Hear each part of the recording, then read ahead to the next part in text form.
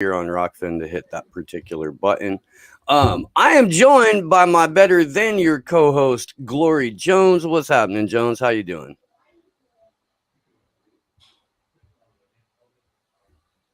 She says she can't hear you. Oh, she's muted too. At any rate, we'll get to Jones. Jones is here. We've also got a hell of an interview today. We're joined once again by the preeminent investigative journalist on the goddamn planet, Whitney Webb, and will be joined in the second part of the show by yet another preeminent investigative. Whitney's hogging all the good journalism right now. Johnny Vedmore will be joining us in the second half of the program today. Very excited about that. Very happy to have everybody together.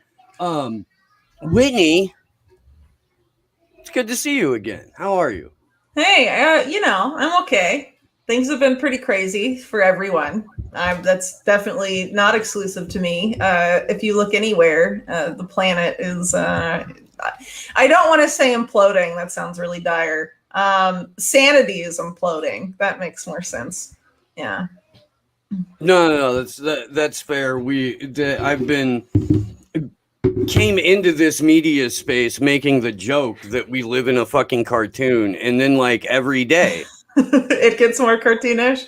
I know, right? The fucking police confiscated Lego sets. Yeah, and now the billionaires are in space. They made a raid and confiscated Legos. Get stuck in space, billionaires, please. I hope they stay there. If you're going to go flying into the stratosphere on a dick-shaped rocket, the best we can really hope for is full conclusion with an exploding climax somewhere around 45,000 feet. So come on, 2021. You gave us Rumsfeld. You did. Well, more than that, right? Sheldon Adelson in the beginning of the year. There's been a few others as well that have kicked the bucket. It's just we're all waiting on Kissinger. That guy just holds on way too long. Sucks. Well, when you're a sentient liver spot that is shot up with like children's blood and adrenochrome every day just to keep you going, your longevity is a little bit different as you've transcended humanity and become the sentient liver spot. So it's a little different for Kissinger. But come on, 2021, I believe in you. I do. Well, I believe things will definitely get crazier as we go on. Like every narrative we were told last year has been tripping over itself pretty much. And they're like throwing more. And I think by the end of the year, we'll get the kitchen sink thrown at us by these people. How crazy it will get, I can't even predict. I mean, they have aliens in the narrative mix. Legos are terror tools. Fuck about them aliens. Nobody cares really about them aliens. It's like there's like 10 how people can still. 10 people are like, are doing victory laps, like I told you, and then outside of that, people are like, yeah, okay, aliens, right? That's neat. That's neat. Do they have good Wi-Fi? Can we get that? It's like, I wonder what they're gonna use this for. I was starting to think that the allowable negative coverage of Israel was only related to the fact that they were going to like usher in Project Bluebeam and be like, okay, well now here's your one world government, so it doesn't matter that Israel's a genocidal state because we're all under the same all-encompassing genocidal state now. But we haven't done that yet. I think it may be coming. The whole alien thing. I mean, if you look at sci-fi, right, and it's pretty much documented. There's been a lot of, input, you could say, from the CIA and the military and what Hollywood does and what sci-fi does to a considerable degree. A lot of times in these post First Contact utopias or video games or movies. The planet Earth is ruled by a one world government, and then that is part of a galactic federation or something like that. I mean, that's pretty common, not just to Star Trek, but to a lot of stuff. And they pretty much set it up like that's how it needs to be once the aliens are in the mix. My thing with the whole alien narrative isn't so much like, oh, now we know the truth. The thing is, all this stuff that's been coming out in the mainstream media and why it's okay is because specifically the Pentagon and the CIA are saying it's okay. And most of this report that was given to Congress or whatever, authored specifically by the Pentagon and the CIA together. That's not to say that like some of these like lower ranking pilots and stuff, like I'm not trying to say what they experienced wasn't real or whatever, but obviously there's something else going on. And if you want to, go down a rabbit hole about something like this or like life beyond humans and other planets and whatever, the Pentagon and the CIA should not be your first source of information for anything, especially not that. That's my view anyway. I'm just trying to get a promo tweet out since we came into the Rockfin right as we were already live on the radio. Cyber Polygon just happened, and as Cyber Polygon is getting underway, multiple attacks on Iranian infrastructure and travel hubs and media hubs occur, and I'm sure that's mere coincidence. However, a number of the things that have been discussed leading up to Cyber Polygon, a number of the sort of initiatives, programs, and papers that have come out just ahead of it and what's being discussed, not only has nothing to do with coincidence, but is very real and is currently happening. You, Whitney, have an excellent piece out in Last American Vagabond that was published Thursday, right? Yeah, it's long. Yeah, it is long, but please look, read it though. But it's not if you're the type of person that like reads anything, period, or reads books or something like that. Yeah, sure, it's a lengthy article, but it's not like there's paragraphs of just filler text or fluff or any of that shit. Yeah, well, you're trying to cram like a book's worth of information into. You can't have fluff. Well, I even left stuff out of this thing, and I was honestly, the first part of this article I wrote in April, and this was supposed to come out in May, but I was really sick because I'm growing a human that has consequences on the first couple weeks of that. So I wasn't really able to work on it, but I finally finished it just in time for Cyber Polygon. Yay. And it's basically about the end game. So I guess some people were fear mongering about Cyber Polygon, like the exact day of the simulation, there will be doom. And that's not how these things tend to work because, if you remember back, for example, to Event 201, coronavirus, whatever, it didn't happen on the exact day that Event 201 happened, right? This is for the elite to get their ducks in a row. And as I point out in the article, what they want to do is coalesce around a shared narrative. Those are their words. So like they want to have a shared narrative for how to justify all the stuff they want to implement, which ultimately is regulation of the internet, a driver's license to get on the internet, something that the U.S. government's been trying to do since the early days of the Obama administration, but wasn't able to justify it. The ACLU and the EFF and all these guys were like, we'll take you to court, blah, blah, blah. But if, there's a catastrophic cyber attack and there's cyber terrorists along with the on the ground domestic terrorists with Legos, then, it's easier to justify having this ID, having a government ID be necessary to go online. And it's not just the US, it's been trying to do this for a long time. The European Union, I think back in 2014, also tried to make it necessary that if you wanted to use social media, you had to sign up for an account with a government issued ID. And of course, the IDs now that are being rolled out, including the one rolled out in the European Union relatively recently, are digital biometric IDs combined with lots of other things, and they'll continue to be combined with more over time. So, they're in the EU, I think they combine it with the vaccine certification, and you can use it to open a bank account in use various government services and whatnot, but it's really only a matter of time until they link that to financial activity as well. But they also hope to link it to internet access, because basically what they want is an end of privacy period online for the plebs, not for themselves. They plan to encrypt all of their stuff and use all of these privacy enhancing technologies for them. And they say that for the big corporations, the law enforcement agencies, all of these guys get to use it, but the little people don't, because they want to know exactly what the little people are looking at, what content they're consuming, what sites they're visiting, blah, blah, blah. All of this ties intimately into the domestic terror framework. And as I noted in my article, there's actually a lot of overlap between the WEF Partnership Against Cybercrime plan and the Biden administration's domestic terror strategy. Oddly enough, wouldn't you know it, that the U.S. Department of Justice, the FBI, and the Secret Service are all part of the World Economic Forum Partnership Against Cybercrime, and then later write the domestic terror strategy for Biden. So, like, obviously, they were informed by that. And what's interesting also is that this WEF Partnership Against Cybercrime has a lot of involvement from Israeli intelligence companies that I pointed out there.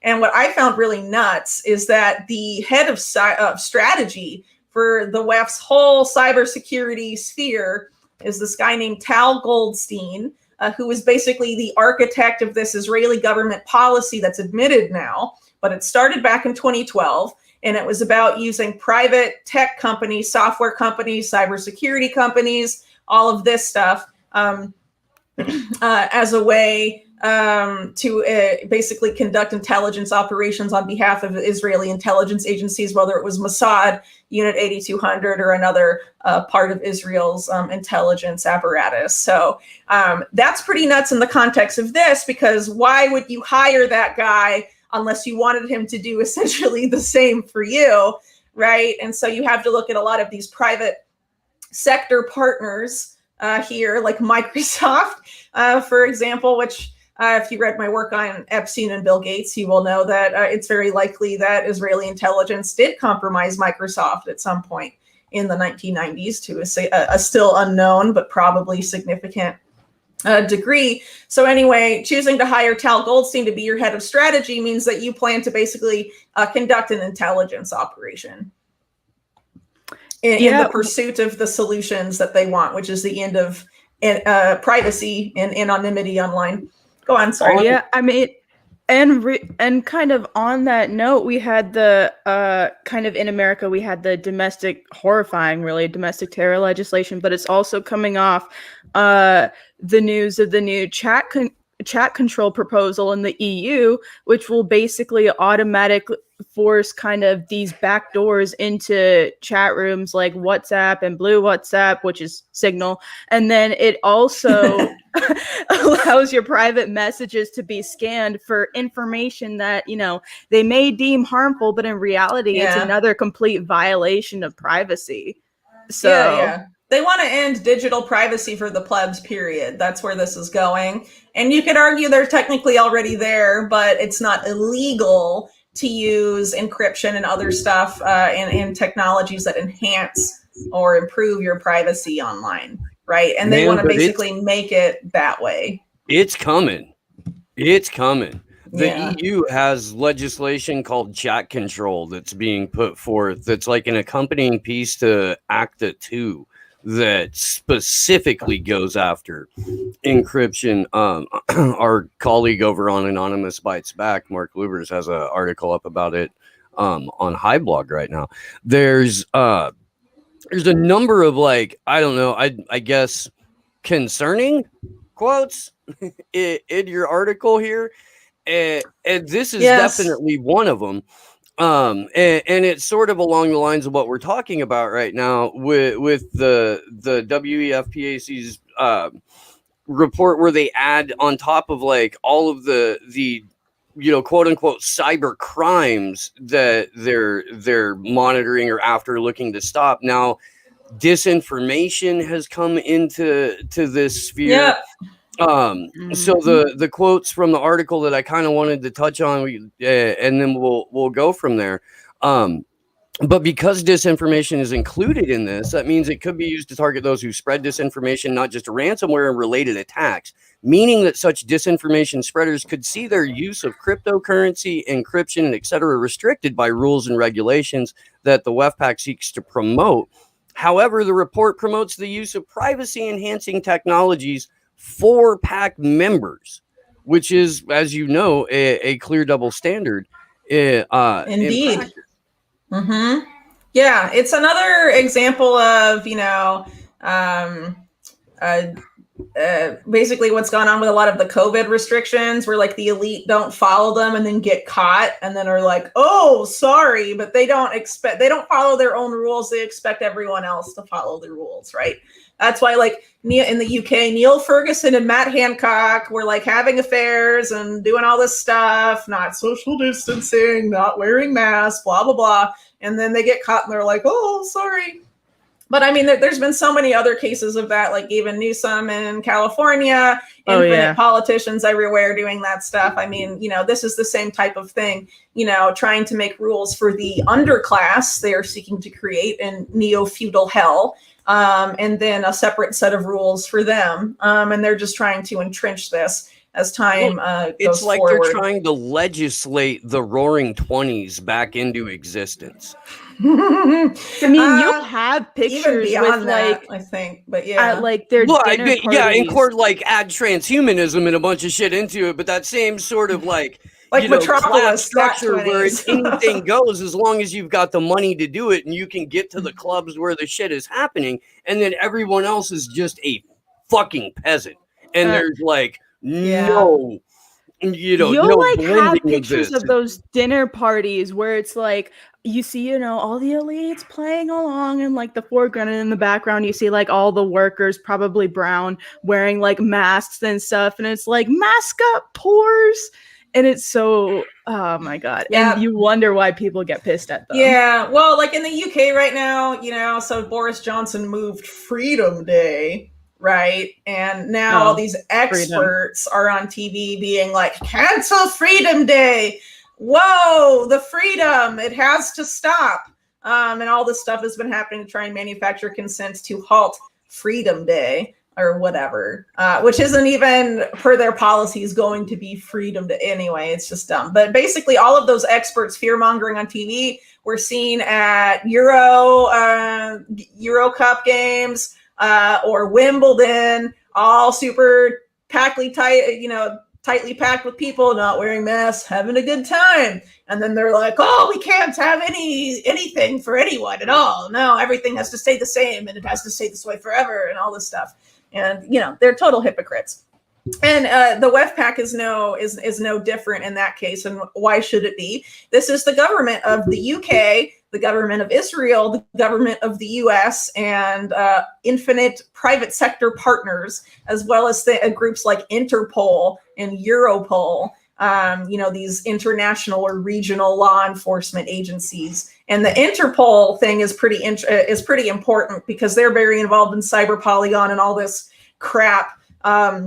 Very heavily, and the head of Interpol is very adamant that the only way to tackle cybercrime is public-private partnerships and cooperation, which if you read what these guys actually want in their partnership against cybercrime, it's a fusing of the public and private sectors, specifically law enforcement agencies working directly with private companies to decide who's a cyber criminal, when in fact, these law enforcement agencies are supposed to exist to oversee the private sector and not work directly with them. And the private sector companies aren't supposed to act as intelligence agencies, which they will be doing. And, in the case after January 6th, you have like Bank of America, for example, basically acting as an intelligence agency illegally, but they've, it's fine because the Biden administration says it's fine because they're obviously on board with all this crap. But yeah, what you brought up in that excerpt is really key. The expanded definition of cyber criminal, not unlike the Biden administration's very loose definition of who is a domestic terrorist,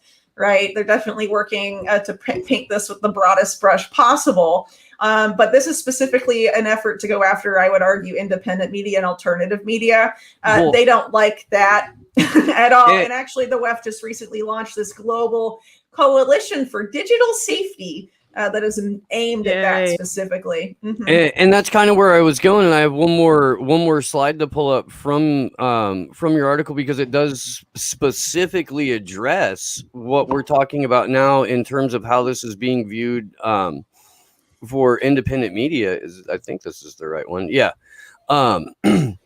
So in discussing solutions, the Westpac calls for global targeting of infrastructure and assets deemed to facilitate cybercrime, including those which enable ransomware revenue streams like privacy coins, and enable the promotion of illegal sites and the hosting of criminal content. So if you extrapolate from that what is deemed harmful or what is deemed disinformation, you're absolutely right in your conclusion here, Whitney, is could potentially see independent media websites and the infrastructure that allows them to operate emerge as targets. This is almost word for word, Whitney, what some of our more vocal detractors are advocating happen to us like daily. Yeah. And it's weird to see that cross-pollination between the World Economic Forum and crunchy granola hippie moms. It is. Yeah, well, basically, what's going to happen as this agenda advances is that they're going to be going after people's domain names. If you read my article, you will know that in some of these affiliated organizations, there are groups like ICANN and the people that run the .org domain system. Of course, ICANN runs most of the domain name system. And so they're basically looking to take out websites by the roots. And they'll probably do that not like just for individual sites like mine or Ryan's or whoever's. They'll probably go after video sharing platforms that don't agree to be censored, most likely things like Odyssey or Rockfin and some of these other ones around there. Some other websites that are like alternative, like Rumble and stuff, and BitChute have censored to a degree. So I don't know if they'll be pulled out by the roots, and they may very much try to keep their business online. Some of these other platforms may as well. Rockfin could. Some of these other ones could. Odyssey seems a little different because they're already in a lawsuit with the U.S. government. So they seem pretty adamant about sticking to their guns, but I don't know if that's going to be true for everyone, because, and this is true also for a lot of independent media outlets, it's a business. Right. And so, I would argue that a significant number of the independent media outlets that chose not to cover COVID critically and avoid the issue as much as possible, did so because, this is their livelihood. And I can understand that to a degree because it has been much nicer for those of us that have covered those hot button issues when they were hot button issues, but it's just a different approach to how much do you mix your activism and journalism together, right? I think so. And we're not shy or trying to pretend anything other than we're approaching media from a place of activism. Well, that's obvious with you guys, right? It may not be so obvious with someone like me, but I definitely feel that way. Like I knew my article on the Oxford vaccine was going to cause a lot of headaches for me, but I didn't really care because I felt like it was important to get out before the vaccine rollout. Whatever. I mean, and there's other people who have seen what's going on and just don't really feel like they can abandon their principles and stay silent on a lot of stuff that's happening.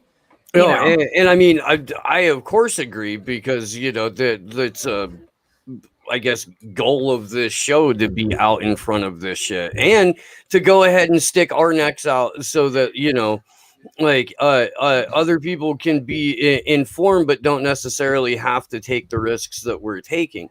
And that's like, that's a decision, it's a choice. Like, it's not like I'm looking for any risk taking is where the fun's at, I think, too. If you're not at the cutting edge, what are you doing? I sort of feel my that boss way. all the time, all the fucking time. My boss said, if you're not living on the edge, you're taking up too much space.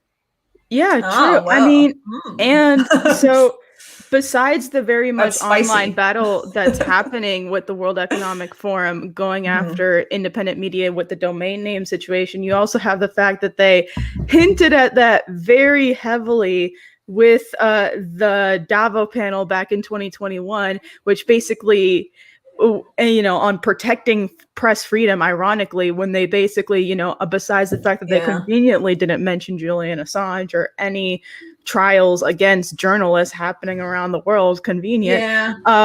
Besides that, they also used that panel to take a stand against independent media and for censorship, and basically framed, conspiracy theories as damaging press freedom and putting journalists in danger. So they wanted to get rid of us for a while, and the condescension against alternate and independent media has always been there from the global shapers, as they call themselves. Not even just from there. I mean, I have really personal experience with this. My sister works in mainstream media. She despises what I do, and she won't talk to me and doesn't want a relationship with my daughter because of it. It sucks, but and that was even before COVID. But yeah, I mean, I have a especially similar people relationship with my sister. Not that she's in mainstream media, but that because of the work that I do, we have very limited contact, and she has no desire whatsoever to know my kids. Yeah, so it can be really tricky sometimes, because it's not just the elite, because the elite also, control the mainstream media, and that influences a lot of people that aren't in the elite circles. So it's definitely something that, people like us have to deal with more often than not. It's unfortunate, but I think a lot of people in the COVID era too, specifically on the vaccine issue and how polarizing that's been for families, have had to experience, a lot of regular people that didn't have to experience that before because of what they were doing in their work life, have had to experience it because of, other personal choices that they've been making over the course of the past year and a half. So it's definitely, a really difficult situation. But it's also, they want us divided to the greatest extent possible. We just, sometimes in times like this, you have to band together with people that aren't necessarily blood relations. You sort of have to find like-minded people that are willing to work together for a common good. And that doesn't necessarily mean that they're going to be your blood relatives. Right. So it can be difficult though. I mean, I know I have plenty of readers that have said like, oh, my family cut me off because I won't get the vaccine and stuff. That definitely isn't easy, but it's not just the elite that are saying this stuff, but I think it's going to get really dicey for independent media going forward, which is unfortunate but I mean, it's also, I think, going to backfire because even if you take the competing voices away, that's not going to make people trust like BBC and CNN all of a sudden, and so the reason they're trying to censor us is because, truth is attractive and people start to look for it. And then, I think on an intuitive level, a lot of people can tell when someone has integrity and when someone doesn't, and when someone's trying to feed them crap.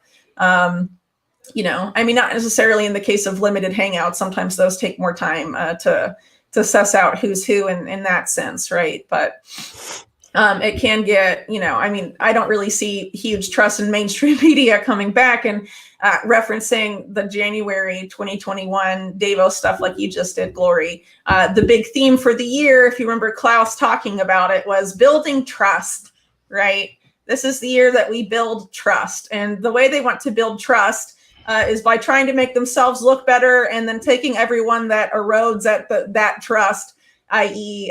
People that report critically, taking them out of the equation, essentially. And that's why you see in something like the Biden domestic terror strategy, there's a propaganda effort, a re-education effort being led by DHS,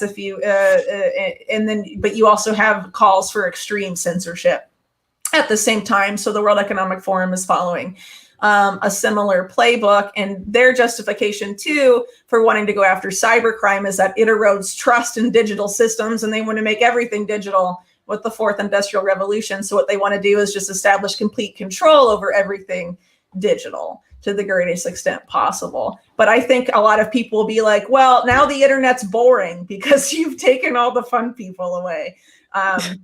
So I think it may be backfire in that sense. But that's also why I said at the end of my most recent article on this topic, we have to remember that digital activism, online activism, whether you're a content creator or just someone who tries to share the work around and get it to people online, that has to be combined with real world action. We can't just live in the virtual world, because that's essentially what they want, right?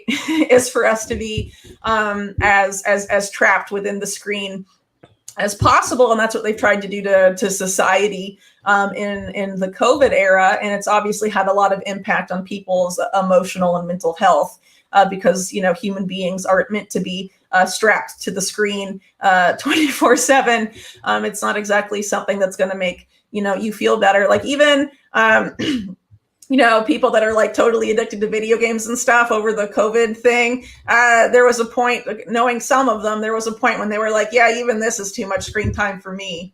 Right. So, even the people that are really gung-ho about it aren't that gung-ho about living permanently in a VR virtual reality world forever, vicariously through an avatar that looks like a sim or whatever. And that's like a lot of the stuff they want going forward, and a lot of their technology that like the big tech people are working on now that they want to have be widespread in a couple of years basically functions with that, right?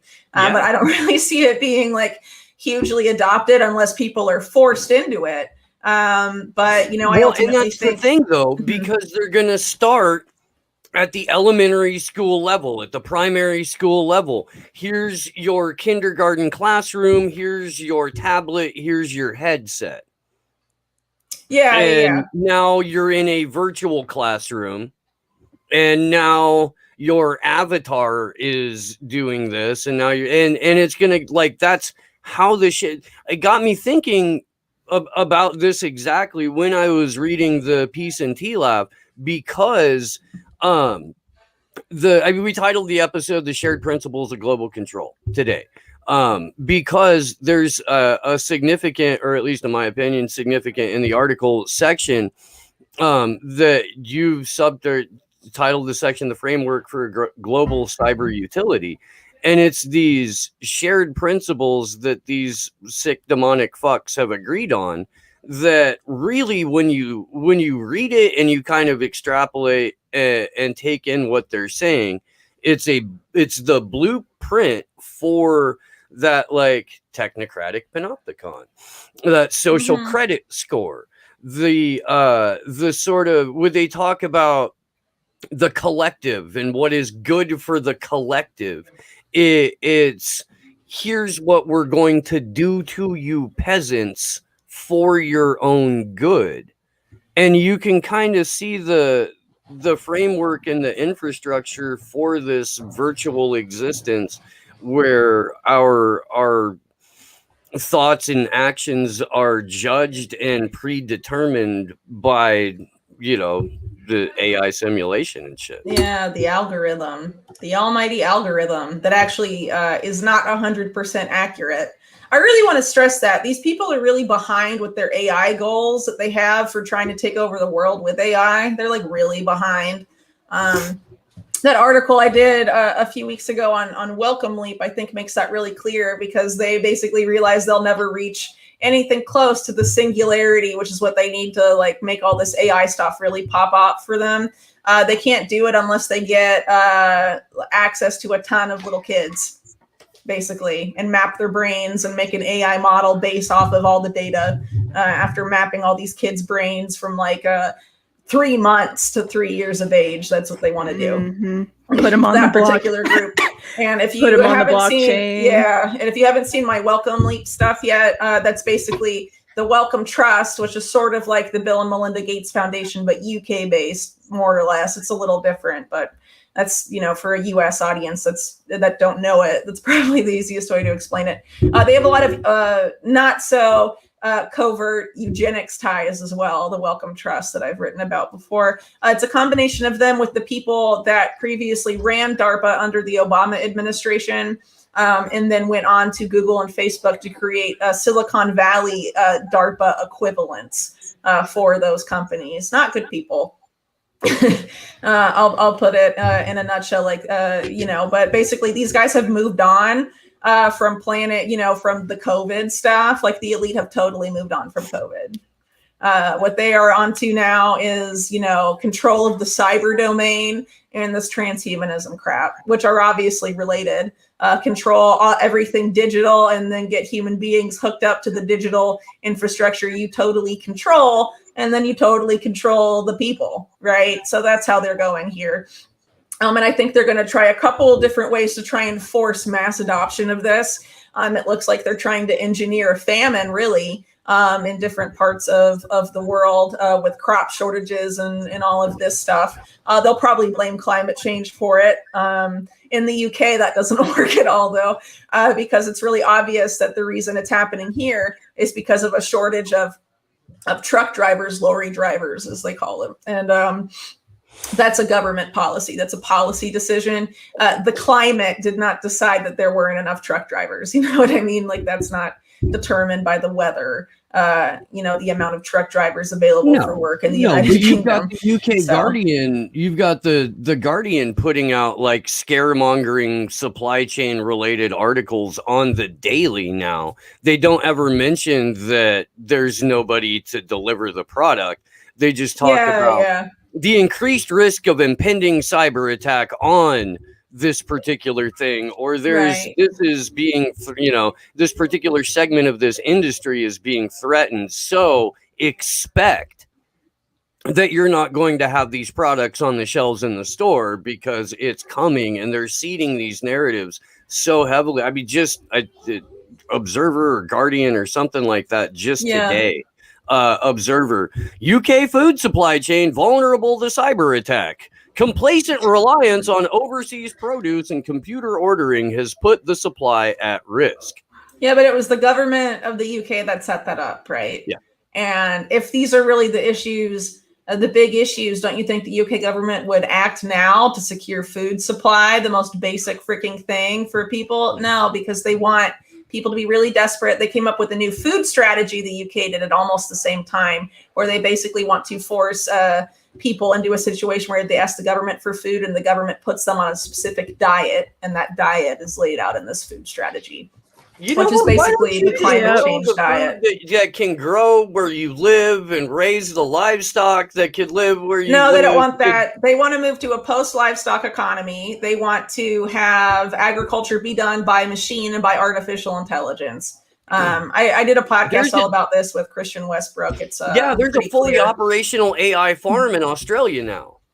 Yeah, and that's a model for what they want to do elsewhere. It's fourth industrial revolution agriculture, essentially. And, if this was really about climate change, don't you think that they would try and get people to start doing permaculture or small scale subsistence farming, or bring back family farms? And get the machines out of agriculture as much as possible, encourage people to plant gardens. And they're not doing any of that shit, right? And they want to use more machines to do it. And they'll be like, oh, but it runs on tech that's cleaner. Well, that's not exactly how it's going to be. Because it's mined from the bottom of the ocean. To legally operate and own these vehicles because of the clean tech they use. Of course, we've regulated the industry so heavily that only multinational, multi-billion-dollar corporations can afford the machines with clean tech, and those are the only machines by law or by decree that you're allowed to use in agriculture now. So we've eliminated small farms entirely. Go ahead. Clean tech, by the way, which is obtained using resources from the bottom of the fucking ocean, not by overthrowing governments in Africa, which take millions and millions of years to grow. I mean, there's only so much plundering that you can do in the global south. So they got to take steps to, mine the ocean eventually. And now it's going to happen within 2 years. Is the global, so you don't get more globally south than the bottom of the fucking ocean. Listen, I mean, I mean, now, well, I mean, put it this way: now it's only going to be fast tracked because the Pacific Island nation of Nauru just invoked a 2-year rule, which essentially is going to make it so that way the International Seabed Authority has to establish a mining code within the next 2 years. So now commercial deep sea mining can become a full reality. Great, just. Yeah, well, the whole like environmental debate around this obviously leaves a lot of stuff out, and that should be a key to a lot of people, that there's a lot of dishonesty there. They rarely, if ever, mention that the U.S. military is the biggest polluter in the entire world, and also the biggest consumer of fossil fuels. They don't bring it up at all. You know, and that should be a signal to people that this, yet again, is a policy meant to restrict what the plebs can do, what the underclass can do, but certain institutions will be exempt, even if they're the institutions responsible for most of the environmental destruction being experienced right now, specifically in the case of pollution. I mean, if you look at the U.S., the Superfund sites in the U.S., which are the EPA toxic sites throughout the continental United States, the vast majority of them are from the U.S. military. The U.S. military dumps tons of toxic chemicals, specifically along the West Coast, tons, literal tons every year of toxic metals and stuff that are toxic to wildlife and also to people. This doesn't get, does AOC ever talk about this stuff? No, obviously not, because if you read AOC's Green New Deal, like the actual text of it, it's like carbon markets, the Federal Reserve can give us money for all that. I mean, come on, really? The Federal Reserve's going to save the economy or save the environment. Like that's that's a new talking point for them, I guess. My favorite thing about Sandy from the Gram, AOC, she's a fucking Instagram influencer with a congressional seat. Like that's first of all, that's the future of U.S. politics, I would argue. Yeah. Mm-hmm. Just wait till the TikTokers get their congressional seats. It's only a matter of time. I can't fucking wait. I actually want that. I do. I want that. If we could settle our congressional disputes by TikTok dance off, that would be way better, I think. We're not that far. By having, pedophile sociopaths throw different amounts of money at it, and whoever throws the most money at it wins. I think we'll be a little bit more equitable that way. However, it's probably not going to happen. We're probably going to get a couple of the most scummiest TikTok influencers, and they'll be like, here, go to Congress and destroy the hopes and ideals of your generation. I think they should just fist fight, personally. Or do it PMQ style, like how they do in the parliament over in England, where like the dude comes up to the stand and he's like, yeah, I need to ask you a question. And then everybody's in the background is like, yeah, or something like that. I mean, if it's going to be a performance, make it a fucking good performance. Don't do that boring ass C-SPAN shit. They still want the normies to think it's legitimate, though. So that's why they maintain the ruse, I would argue. Oh, yeah. Boy, people really buy that shit too, man. It is fascinating. It really is. Sad, like if you have a certain level of education. Well, I mean, imagine how many Americans are there that think Biden actually makes the decisions and like leads in any capacity? Less and less every day. That's getting clear. Even the mainstream media is like, maybe we should talk about this. Oh, man. Getting harder and harder to pretend that Grandpa ties his own shoes. So fuck, we gotta talk. Maybe we should get him used to President Camilleri real quick. Holy fuck, we gotta see that narrative. And why Joe Biden? I really, way back during the primaries, I was like, maybe Joe Biden pissed off the wrong elites and they're making him run as some sort of penance, like he's got like elder abuse, you mean? Yeah, exactly. Like they're punishing him and so exposing America to the fact that like their potential world leader could be a decrepit amnesiac. I think they think it's funny because the establishment Democrat people, the people that watch MSNBC and stuff, that's still a couple million people, right? Are like, Yeah. This is real. He's not orange. Joe. Yeah. He's going to tell Putin what's what. That's Obama's guy. Yeah, it's sad. It's Oh, sad. he's the Scranton Scrapper. He's going to protect us. But, oh, man. Yeah. But it is getting harder and harder for them to maintain that illusion. And so I do believe that's why we get the ceaseless onslaught of manufactured confusion and all this shit that we're supposed to be divided over, all this shit that we're supposed to care about suddenly.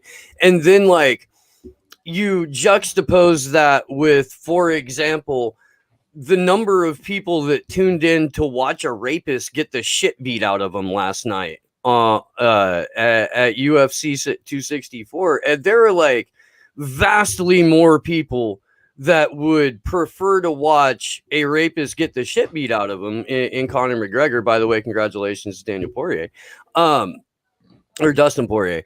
But when it comes to politics, when it comes to like the implementation of a technocratic panopticon, you know, it's like us and 10 other people. And I gotta wonder. I think there is an effort to have independent media not look at where the elite have already moved on to and have us, you know, just talking about things that are related to COVID that a lot of people in independent media that were covering this the whole time were talking about last May and stuff.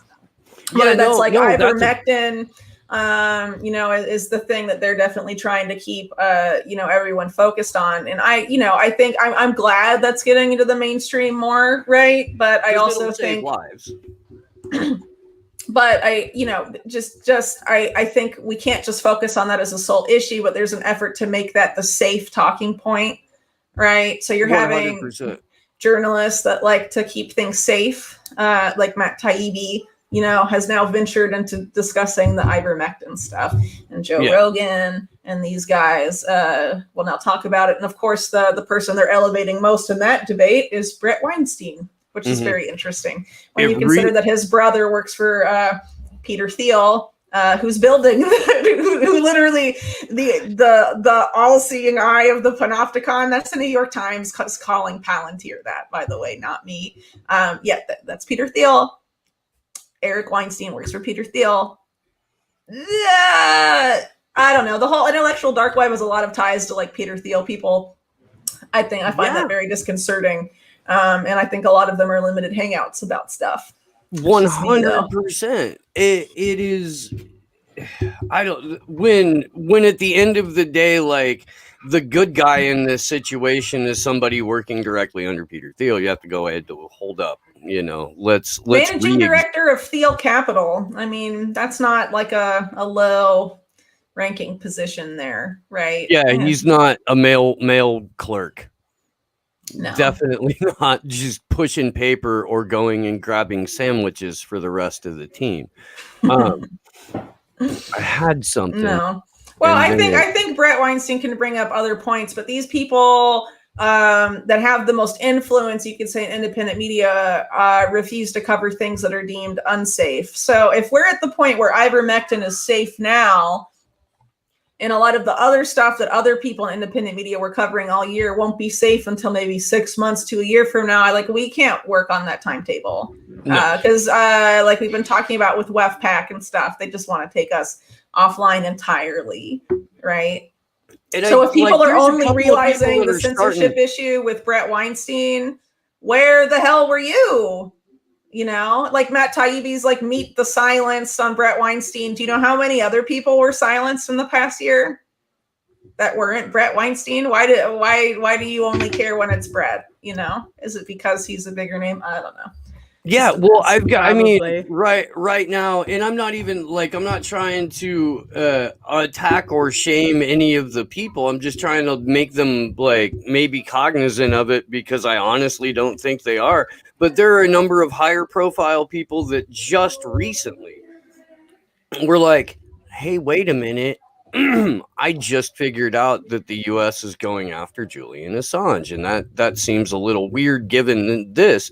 And it's like, it's great that those people are talking about it, but if you've got a giant fucking platform and you're not bringing on the people who have already been doing the on the ground work to educate people about Julian Assange, all you're doing is asking rhetorical questions, then your audience remains in the dark on how to get involved or how to help or how to do anything about it. And it's like, okay, thanks for bringing it up. I appreciate that. But I'm an activist, so I'm always going to demand more of you. And I hope you understand this going into it. You know, like that's what's going to happen. And I just like, one of the things that I have always appreciated about your work, Whitney, is that you go out of your way to make sure that the people who don't want to be household names have the opportunity to become household names.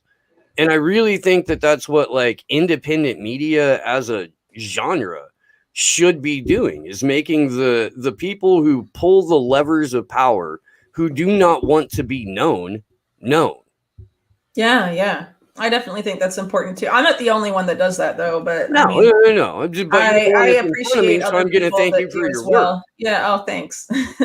Yeah. I just, I think the independent media landscape right now is featuring an unprecedented amount of sus activity. I think the fact that the left-wing sphere of independent media has just been dominated by the same topic.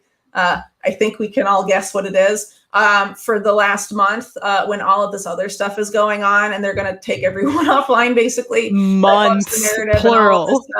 I mean, it's I said this weeks ago. I said it's time to move on. And I really hope that will happen.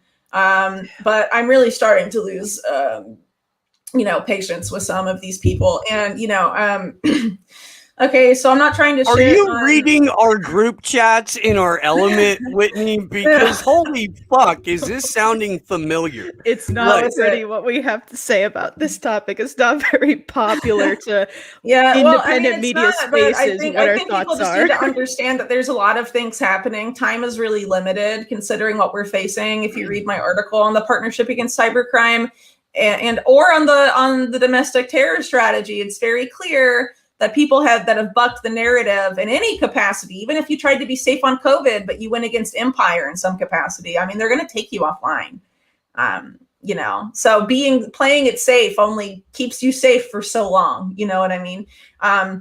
So there's a window of opportunity to raise awareness about a lot of critical things going on, and it's not happening because there's a lot of personality, ego feuds going on, and it's unfortunate. And in the case of someone like Jimmy Dore, I mean, he's a comedian. I see why he's focusing on that stuff, because I think honestly it's probably more comfortable for him, and he's welcome to do with what he wants with that show. But in the case of the Gray Zone, I think they like to portray themselves as being very serious and whatnot, and I think they should definitely move on. The Young Turks has been a corpse, in my opinion, for a long time, and I think by constantly giving them this attention, it just has people continue to watch them, starve them of the attention, and let them turn into dust and into the wind. Thank you. Thank you. That's how I feel about it. Because Cenk Uygur is basically like trying to be the left-wing Bill O'Reilly. That's what he's trying to be. And if you really want to feed that, let's starve the guy of attention, please, because that's the only thing really keeping them around, besides the billionaire money. And I honestly think these, in the case of TYT, I think they have definite handlers because of the amount of money they receive from billionaires. And if I were an elite handler of a media apparatus like TYT, I would be like, keep progressive media distracted from the fact that Biden said everyone that opposes capitalism is a terrorist, by having them talk and fight with you. That's what I would tell, those guys to do. Yeah. I mean, I said it like I said, if you haven't realized by now that TYT are a bunch of imperialists that have clear handlers, then I don't know what to do with you at this point. Because It's like we've reached the point in this whole drama where it's sucking the air out the room of other issues that are more important. Again. Like there are so many issues that need to be talked about, but are getting no air because it's not drama.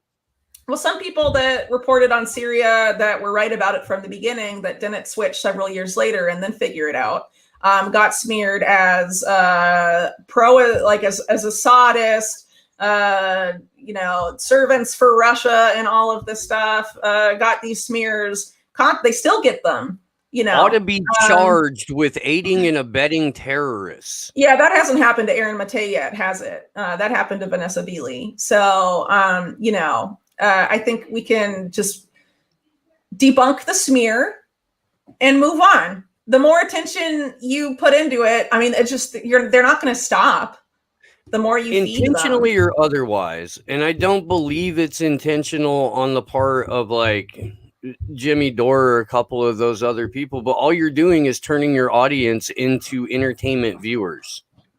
That's all you're doing. The audience becomes that of Netflix or Amazon Prime or something like that, where they're just scrolling through or flicking through YouTube channels to watch a little bit of drama and see the good guy beat up the bad guy, or see the good guy talk shit about the bad guy, and then we'll go to the next channel and see what the breakdown of the good guy talking shit about the bad guy is. And like that's cool, but go learn something too.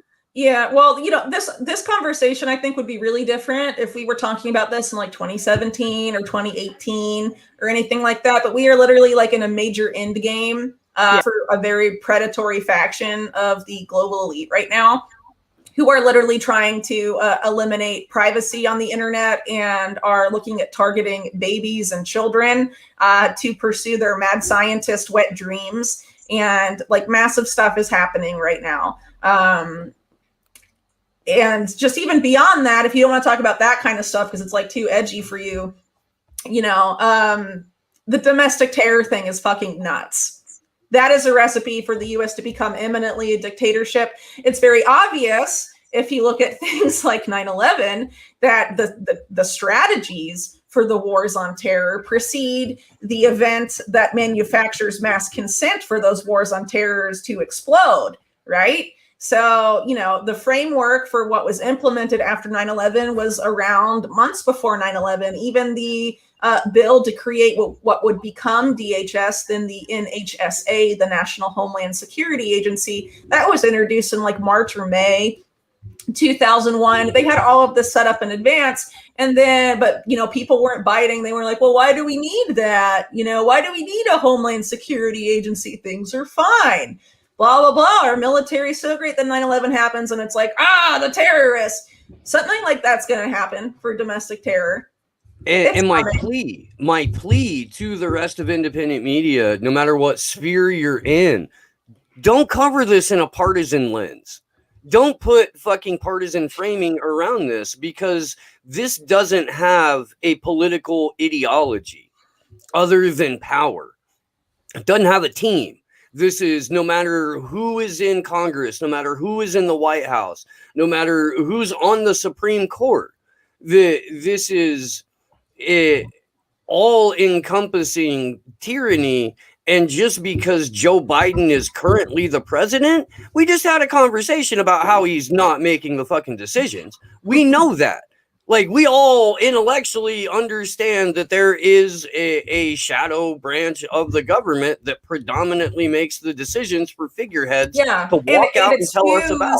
It's fused with Silicon Valley. That needs to be abundantly clear to people. Big tech has fused with the military and intelligence industrial complex. They're the same. All you need to do is look at the National Security Commission on AI, which thankfully you guys have done. And, I did for TLAV, but not a lot of people covered that at all. I think we literally might have been the only people to do that, which is really sad. And that report is horrifying too, because we need some help with that, because it's horrifying. I know it got talked about with some Union of the Unwanted hosts too, because in that group chat that we're in, I saturated it with stuff from the NSCAI report and was hammering it for a couple of months. with all of those guys, and I'm like, please, dude, just give it a little bit of air, let your audience know this. Like, and I'm pretty sure that at least some of them did. So, yeah, well, I hope so. But the thing to point out there is that was, chaired by Eric Schmidt of Google fame, with a former deputy secretary of defense, and the other people on there are representatives of the intelligence community, InQtel, which is the CIA's venture capital firm, different parts of the DoD or Silicon Valley. And, the Silicon Valley companies there are all contractors for the government, specifically the military and intelligence communities. A lot of them are also partners with the World Economic Forum, which is great.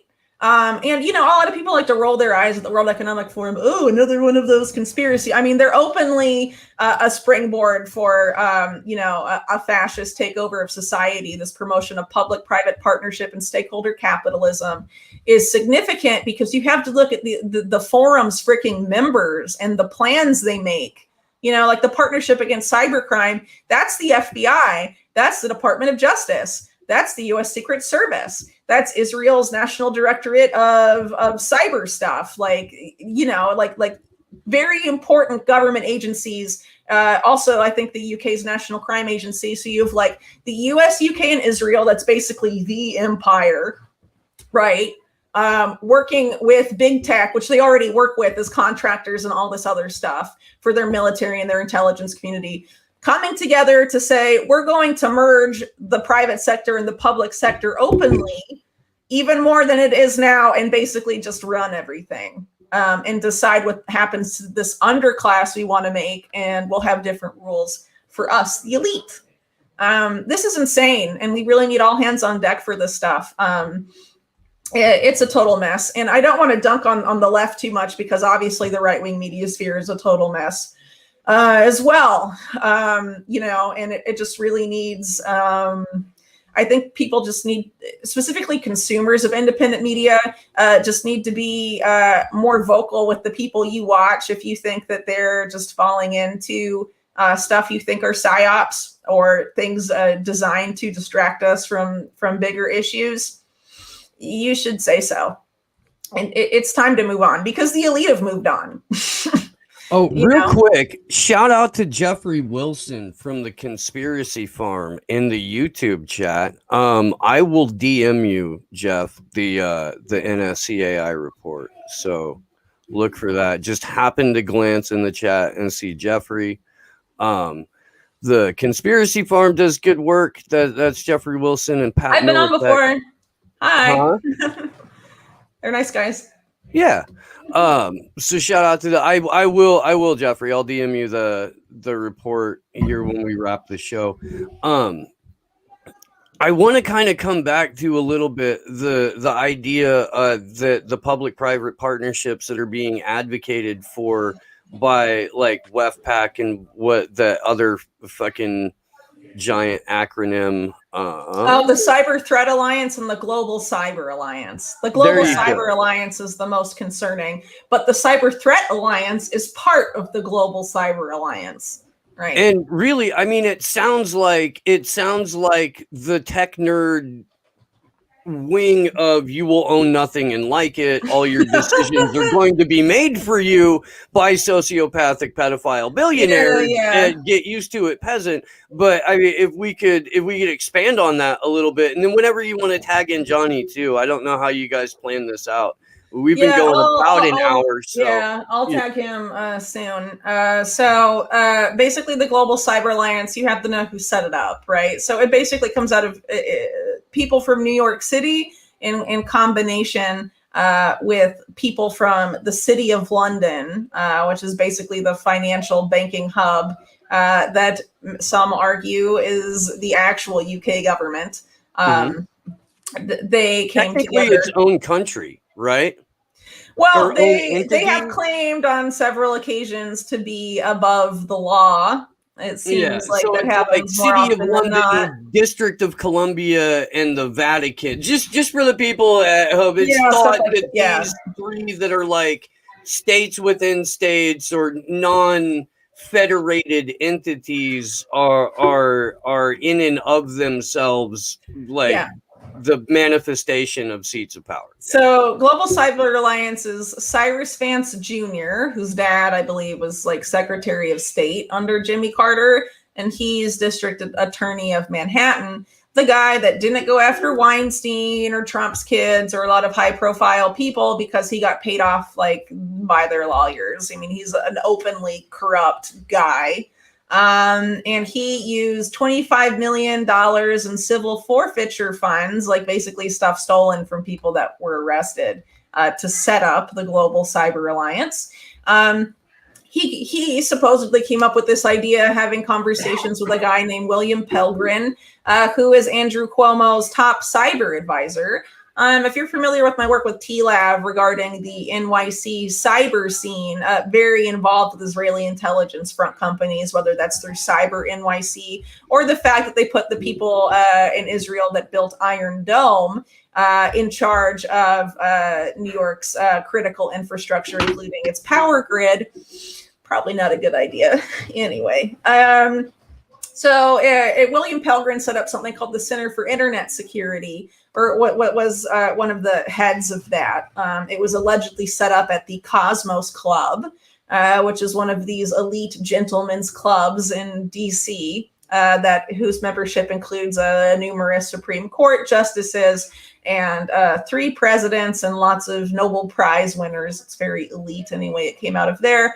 It includes the ISACs, the Information Sharing and Analysis Centers that are supposed to be nonprofit, that basically are responsible for the cybersecurity of various things. So the ones that are directly associated with the Center for Internet Security are the ones for state and local governments in the US, and also elections. That's what this guy runs, basically. And he's Andrew Cuomo's cyber advisor. That's interesting. For people that want to look into election fuckery, that might be a lead for you. Anyway, those two guys got together and had this conversation, and then they go to the then head of the City of London Police. And those are the founding organizations of the Global Cyber Alliance.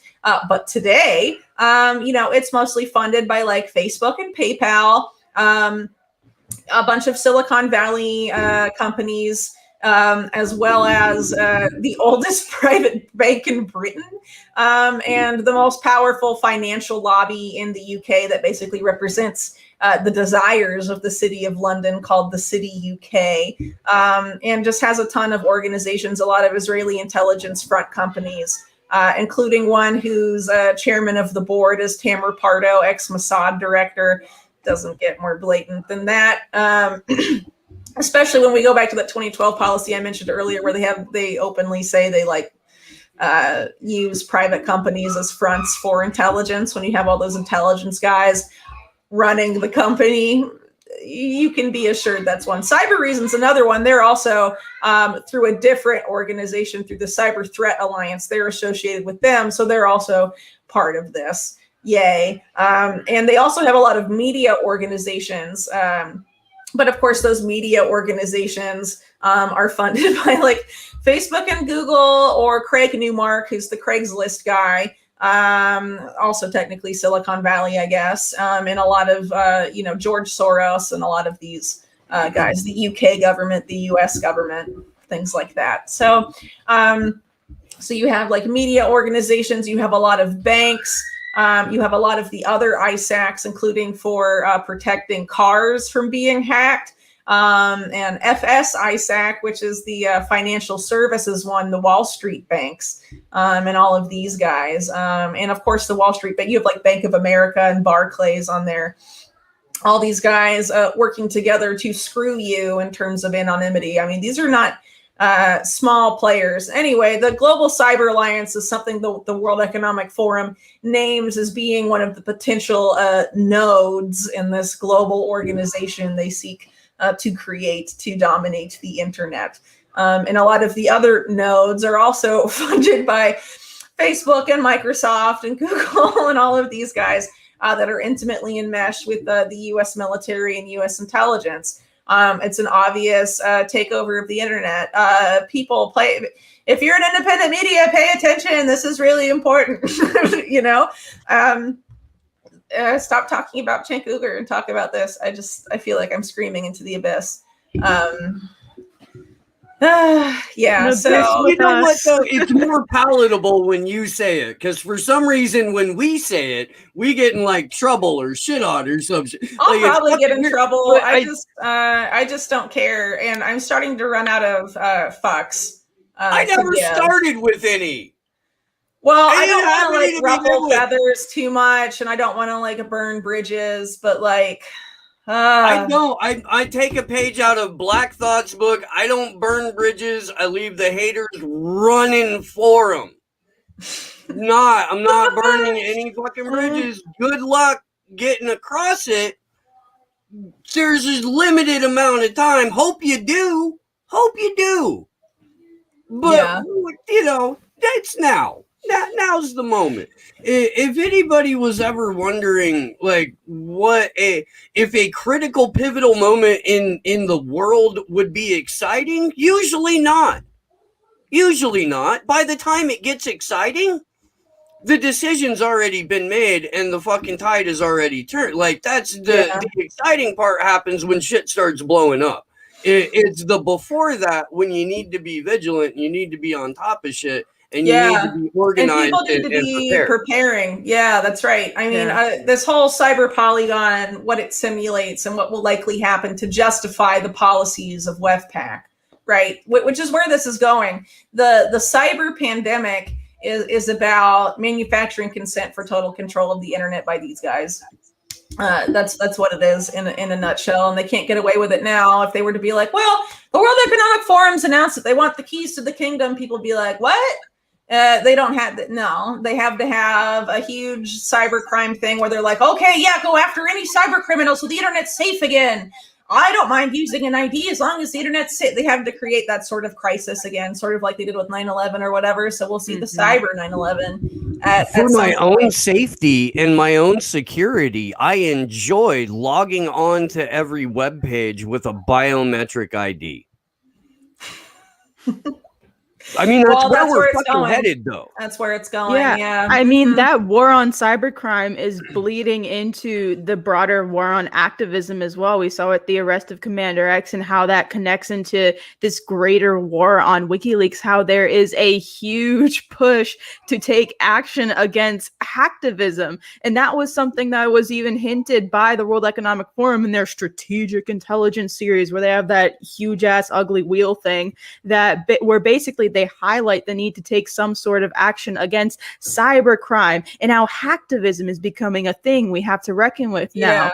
So, well, let me just say, if these guys take control of the internet and you have to sign onto the internet with your face or with your thumbprint or with some ID linked to all of that information about you, you log on to the wrong website, you try and access the wrong information, you're going to get a knock on the door. That's why this is being rolled out at the same time with the domestic terror stuff. Careful you don't buy Legos online, I guess. You know, I mean, it's getting really crazy. But you know, if these people take control of the internet, you'll have to stop using it unless you want that future for you and your family. Someone logs into the wrong webpage, your kid is randomly on your computer and hits the wrong button, and you have feds at the door and all that stuff.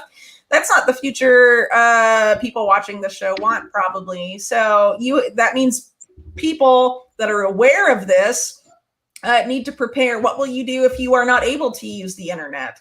What will you do if there is a cyber pandemic that takes down services everywhere? Like the most recent supply chain attack on this Kayisa company took down a whole chain for a day of supermarkets in the UK called Co-op, which is the one just down the street from me, right? So like they've already said they're going to go after the food supply. Like you were saying, The Guardian has been harping on that. They could do the same for the US.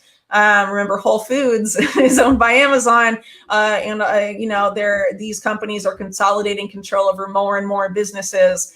They can cut you off whenever they feel like it, the more control they get. Right.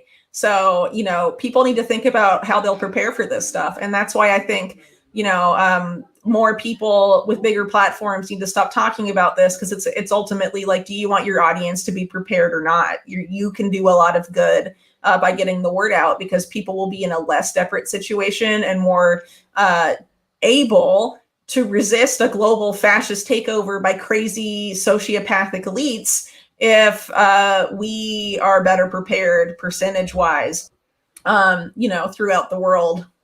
And that's particularly true in the West, where independent media and internet use for media is higher than it is in the developing world, because people in the developing world, I lived in Latin America most of the the whole past 10 years. People there still know how to do basic stuff, and produce things that they need. In the US and the UK and other Western countries, that is much lower percentage-wise, a lot of people don't know how to grow their own food. They don't know how to, knit, make clothes. They don't know carpentry. They don't know how to even make a fire or to keep their house warm or whatever, or their house isn't even set up for that kind of stuff. People need to start thinking about this stuff in the West specifically, because we're going to be easier to control. There's multiple people, multiple different friends of mine and shit, where they've been like, oh, I'm taking my car in, or I'm taking my truck in, or that. And I'm like, but you could do that and it would be cheaper, and you're going to need to know how, and I flat out had grown men tell me, why would I ever need to know how to change my oil? Yeah. Because it's your vehicle and you may not always be able to just drop your fucking truck off at the dealership for a weekend. It's only for little girls. Hey, are you? Oh, that was our first drive-by. Yeah, drive-by Johnny. Sorry, my kid wanted her stuffed llama that was on the table because it's. Hey man, llamas are very important. Llama delivery. Hello, beautiful. Hello. Do you want to switch? Yeah. Okay, so you want to ask one last question, or I just bounce? Well, I think let's just go ahead and let everybody know the best way to support you and the best way to find your work. Okay, so if you go to my Twitter for now, you'll see a link tree, or I guess you could just search for my link tree separately, but that has everything there. If you want to support my work, you can either do that on Rockfin, ROKFIN.com, or if you don't want to use that, if you go to unlimitedhangout.com, my website, there's a whole tab that says support us. You can go to that, and all the different options are there. For people that use crypto, people that don't, people that want to support on Rockfin, people that don't, I have a lot of options available. I anticipate not being on Twitter much longer because I have too many followers and I say things I don't like. So in the meantime, I have a Telegram channel that's doing pretty okay. So you're welcome to follow my work there. I would argue it's really important for people to get off of Facebook and Twitter. Or stop using it, or use burner accounts there and don't like or comment on anything, because of how this war on domestic terror is so focused on the use of Twitter and Facebook and what people say on there and criminalizing that. Stop using those to the greatest extent possible. You can still use it through burner accounts just to follow people, but you limit your interactions with it. I think that's about it. Hell yeah. Well, Whitney, it is always fantastic to see you, and we'll see you again here soon. And thank you. Yeah, thank you. It's always a brain-breaking good time. While we're waiting for Johnny to get around, I guess I should take this opportunity to tell you that we do have a GoFundMe out. We're doing the show full time. The GoFundMe link is in the description. If you can donate, please do. If you can't, please share the link. Holy shit, it's Johnny Vedmore. Hi. Oh my God. I've been looking forward to seeing you guys. Hi. How you doing, man? Yeah. Just gone from 60 to come very quickly. Being a llama express llama delivery service is a hard job nowadays, especially in the times of coronavirus. I'd imagine. Mm-hmm. Well, if you're, I don't know if you saw or not. The other day, I was trying to get to my studio and I was held up by goats. Nah. Well, And that's pretty beautiful. That's exactly there were what you like needed. 30 of them in blocking the road. They weren't in any type of like, I'll tell you shape. what. I'll try to find it No, because they were pretty happy looking They goats. weren't in the shape of like a star, a pentagram. no. And More there wasn't any phalanx. type of like music in the background. I mean, they certainly looked like they were on a mission and up to something, but they're goats, so they always do. So it's really hard, definitely more intent on eating grass or weeds than opening a portal to another dimension and summoning the Dark Lord. But I didn't see what they did after because I was on the way to the studio. They are much more into eating anything. It doesn't matter what it is. It's not just grass. They want your pockets. That's what they want. Yes. They want to eat your pockets. That's what they're really into. It's their favorite things. That is true. God damn it, Goat Post. Goddamn Goat Post. Why don't I keep this somewhere special, like in a whole Goat Post file? How are you both? Man, it has been a very, very sleep deprived year. And there's a lot going on. I am incredibly grateful just to be up on the right side of the dirt at this point. Okay, found it. And we'll show you and like I live in the mountains, so this isn't incredibly uncommon, but it usually doesn't happen on this particular road. Because we don't have. That's not a goat. There you go. That's some good stuff. I can imagine Manon de Sauce, the French girl, will be hanging around with those goats somewhere. Right. There should be a goat herd, or are these just lost goats? Well, like 3 of them had collars. Is this emblematic of society? So I'm the pregnant mama goat way at the back, like, fuck you guys. Yeah. But I better keep up, because who else is going to do all my stuff for me, seeing as I'm pregnant?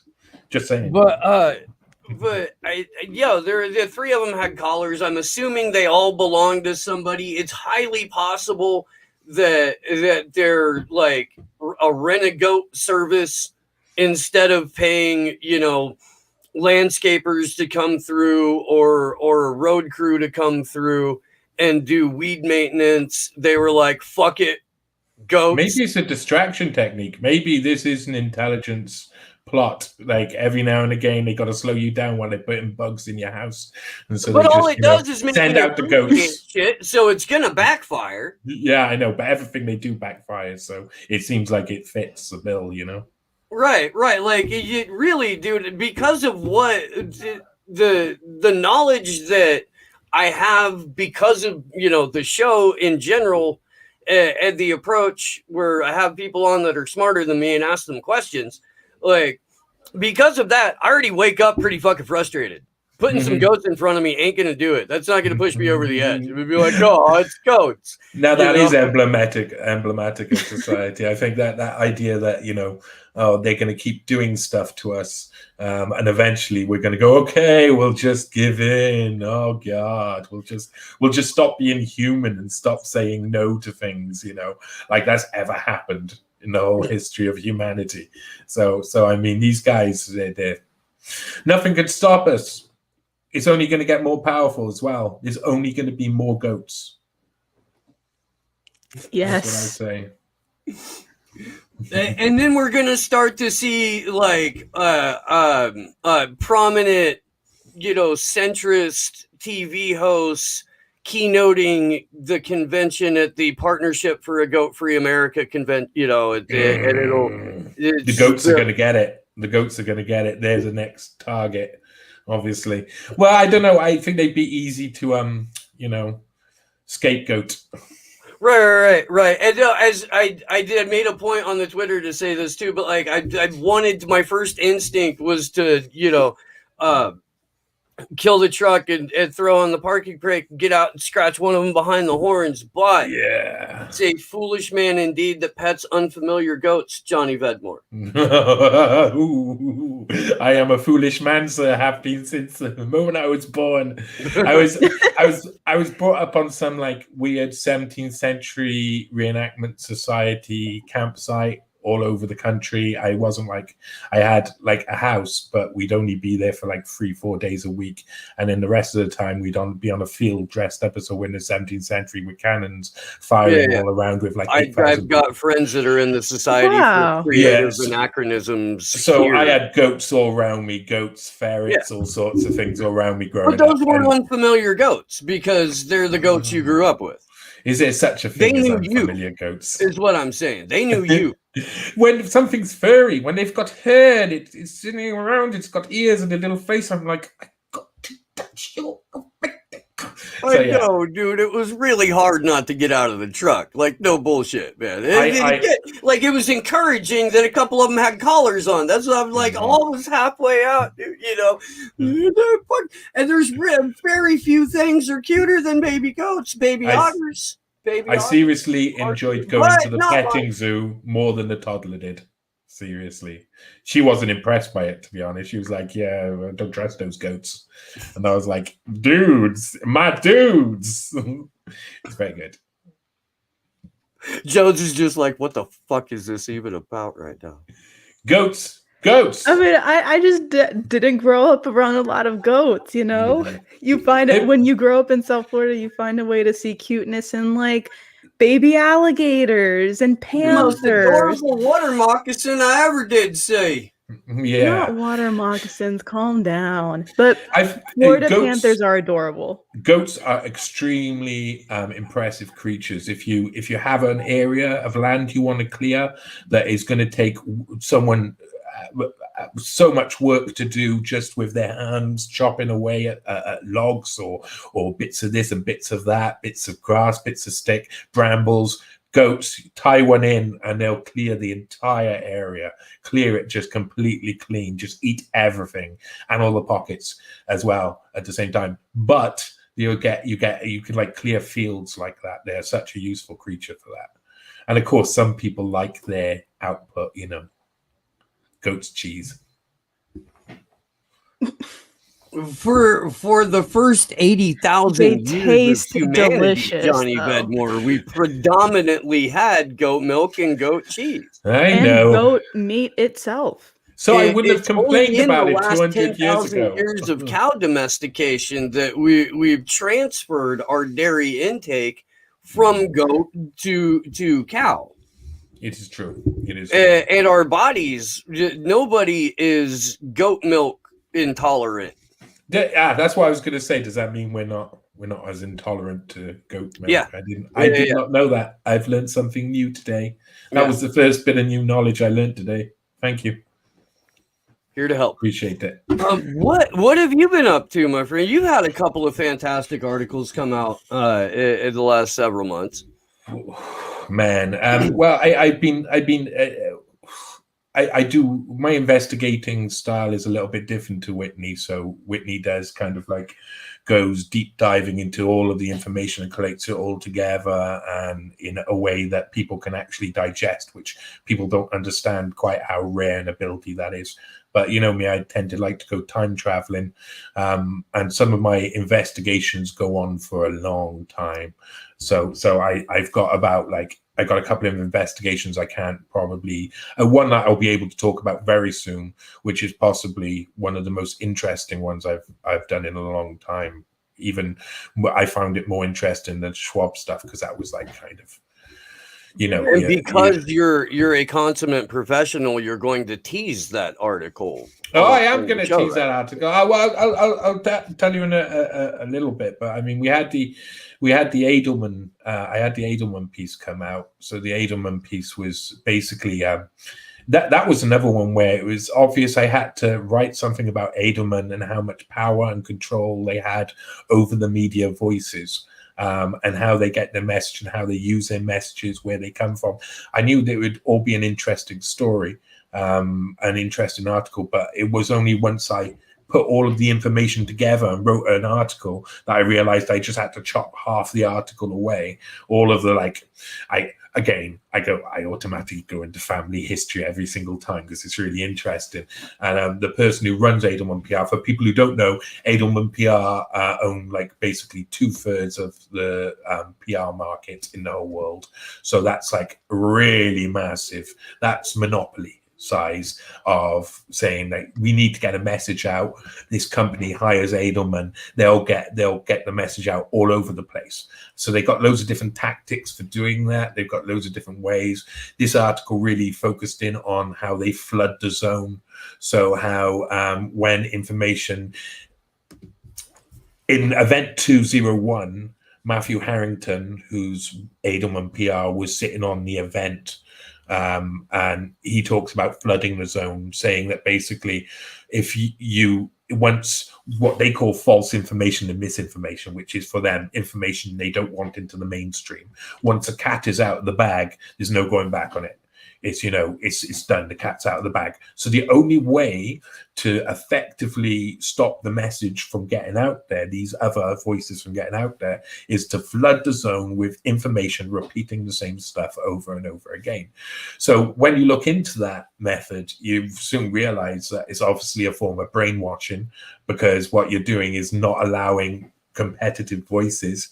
We're no longer in a place where you can make informed choices and decisions. You just take, with that technique, it scoops it all up, it takes it away. And it's what they do on a lot of things. I mean, this is what mainstream media work on, is flooding the zone.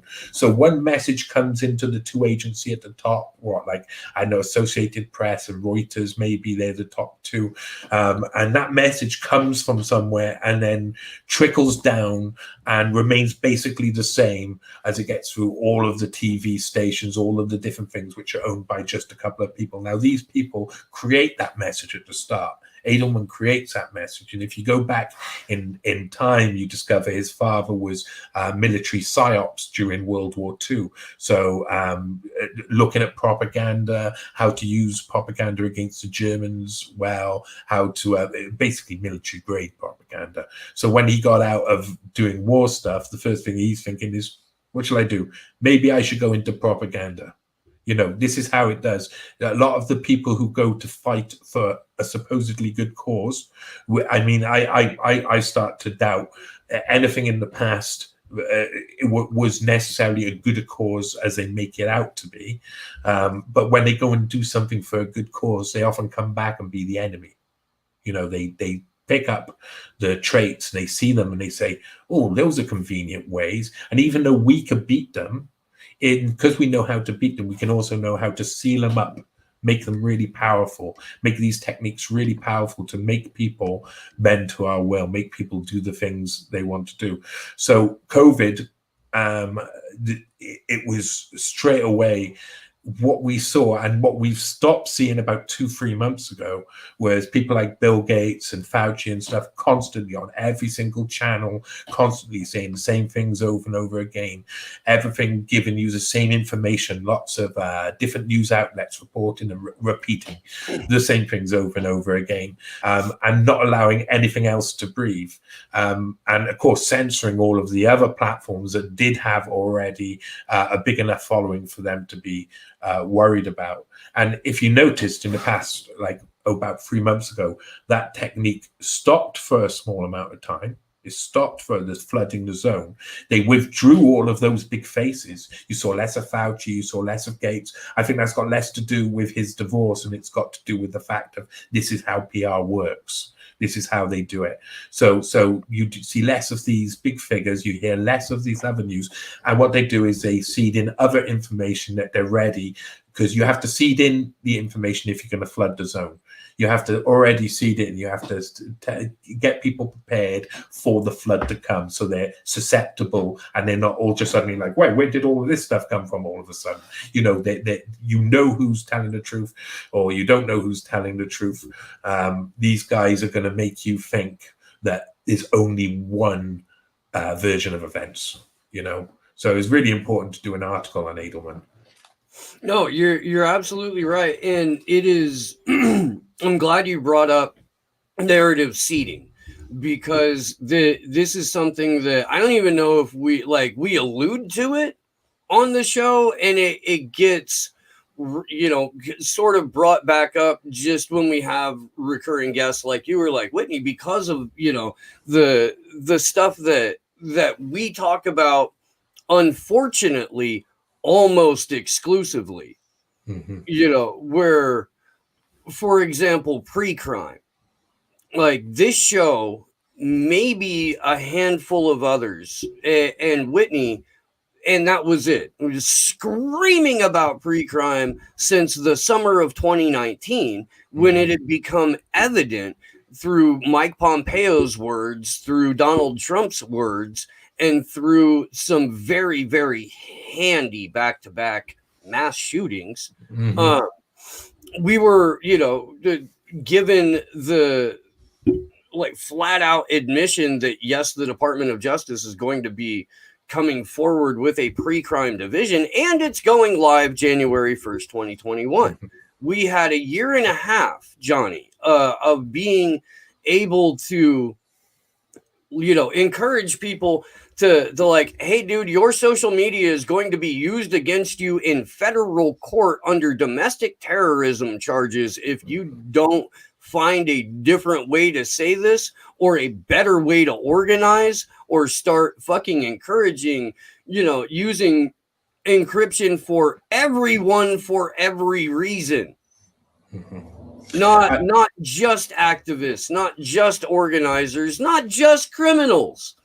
I think what we saw for the years before coronavirus, 2019 time, was there was a lot of winding down of the old narratives, them giving it up, and sometimes actually the different parts of the establishment, I'll give an example to this, different parts of the establishment accepting the crimes they'd done before, and then acting like, now we're on a new foot, this is a new generation, we got this whole new reset, you know, and it's what it's become. But that's always what it was. It was always going to be some sort of idea. It's not really a reset of the way we work in things. It's a reset of responsibility and culpability for the crimes that have been committed before that they're then going to admit to. That's part of the reset. And for instance, there was a movie, it was called something like The Day Shall Come, something along those lines. It was written by a very, very funny guy called Chris Morris in the UK, who's a very good comedian. But also it's a suspiciously seeding a narrative, because it basically admitted in a comedy movie, listen, FBI are the biggest recruiters of terrorists in the history of America. Over the past 15, 20 years, nearly every single terrorist event has been due to funding and organization by the FBI trying to force someone to commit a crime by manipulating and coercing them into the crime so they can get the figures up, they get the stats up, they can look like they're doing something wrong. Now, for them to just be able to say that now, for a comedian just to be able to say, oh, well, this is normal, and a Channel 4 interviewer to go, yeah, it's amazing what you've come out with, you know. We've been saying this stuff for ages and ages, and we were conspiracy theorist loons. But then when you see an establishment figure, someone like Chris Morris, who's a brilliant comedian and everything, but he's always been top place in some of the Channel 4 networks and the big networks, you know, a fairly free establishment figure coming out and then seeding this. Look, the past is gone, it's old. It's no longer there. This is a new thing that we're entering onto now. That there's loads of instances where that had been happening for about 3 years before the coronavirus stuff came out. They've been aware very well that they're going to start just admitting to things in the past. You know, I think that's why the Jeffrey Epstein thing, they said we have to draw a line under it, and we have to arrest him again, and we got to just, well, whoever did that. But the majority of it is like, oh, we have to draw a line under the crimes that we've done at the past so that we're no longer culpable for them in the future. That's how they see it. They don't feel themselves responsible because, of course, democracy is like a 5-year rolling sham or 4-year rolling sham, depending which country you are in, where it's just like, you know, there is no accountability and responsibility. Someone does something in power, or you can vote them out after 4 or 5 years. Well, you can't. Only their constituency or their area, their region can vote them out, and that's only if you can get over the identity politics that are on the ground due to the candidates that are running, and it becomes so stupid. It's obviously gerrymandered, it's obviously all fake. All of that system, they're going to start saying, yeah, or everything you said about it was right. But what you're saying now is a conspiracy theory. Even though before it was all of this stuff was a conspiracy theory, and if you and this is a conspiracy theory, now that you're going to hear them start to say no. Yeah, that's how it was in the past, but this is a reset now. This is a new time.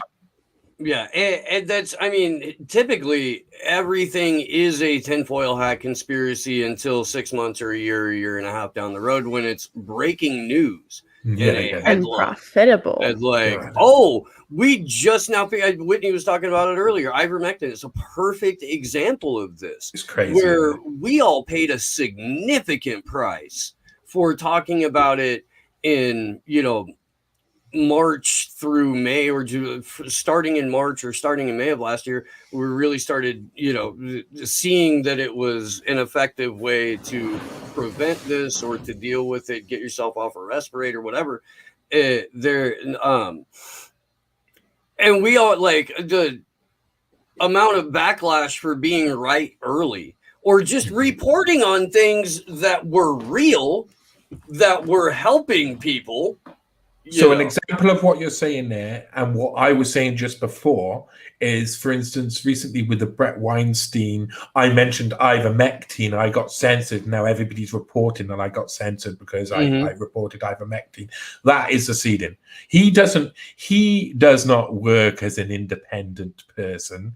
The Weinsteins have never been independent. Actually, the whole of the intellectual dark web are lacking in independence. They've all got a really, really constructed ideology behind what each of them do, even though it's like separate. They're all in separate parts of this weird right pretending to be left spectrum, often like dancing between libertarianism to try and remain relevant, to try and get into place. But these guys, they're put out there for a reason. Dr. Robert Malone going around saying about how all of, it's clear that this virus is terrible and COVID is real, and all of the things, all of the conspiracies, they're not exactly right because it's not the state who tried to do it, but they're all true.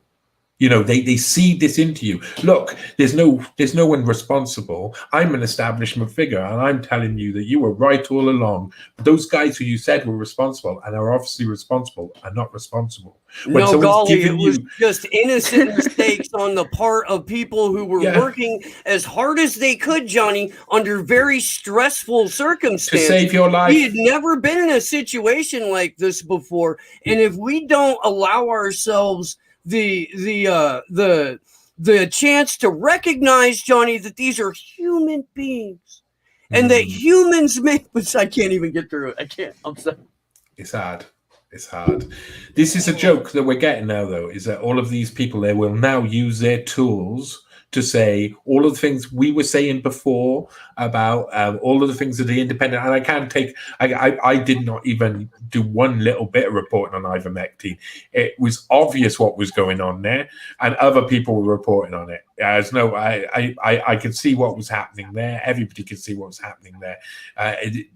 When something's cheap and effective, it's the first thing they want to get rid of if it's going to be something the government paying for. We all know what's going on.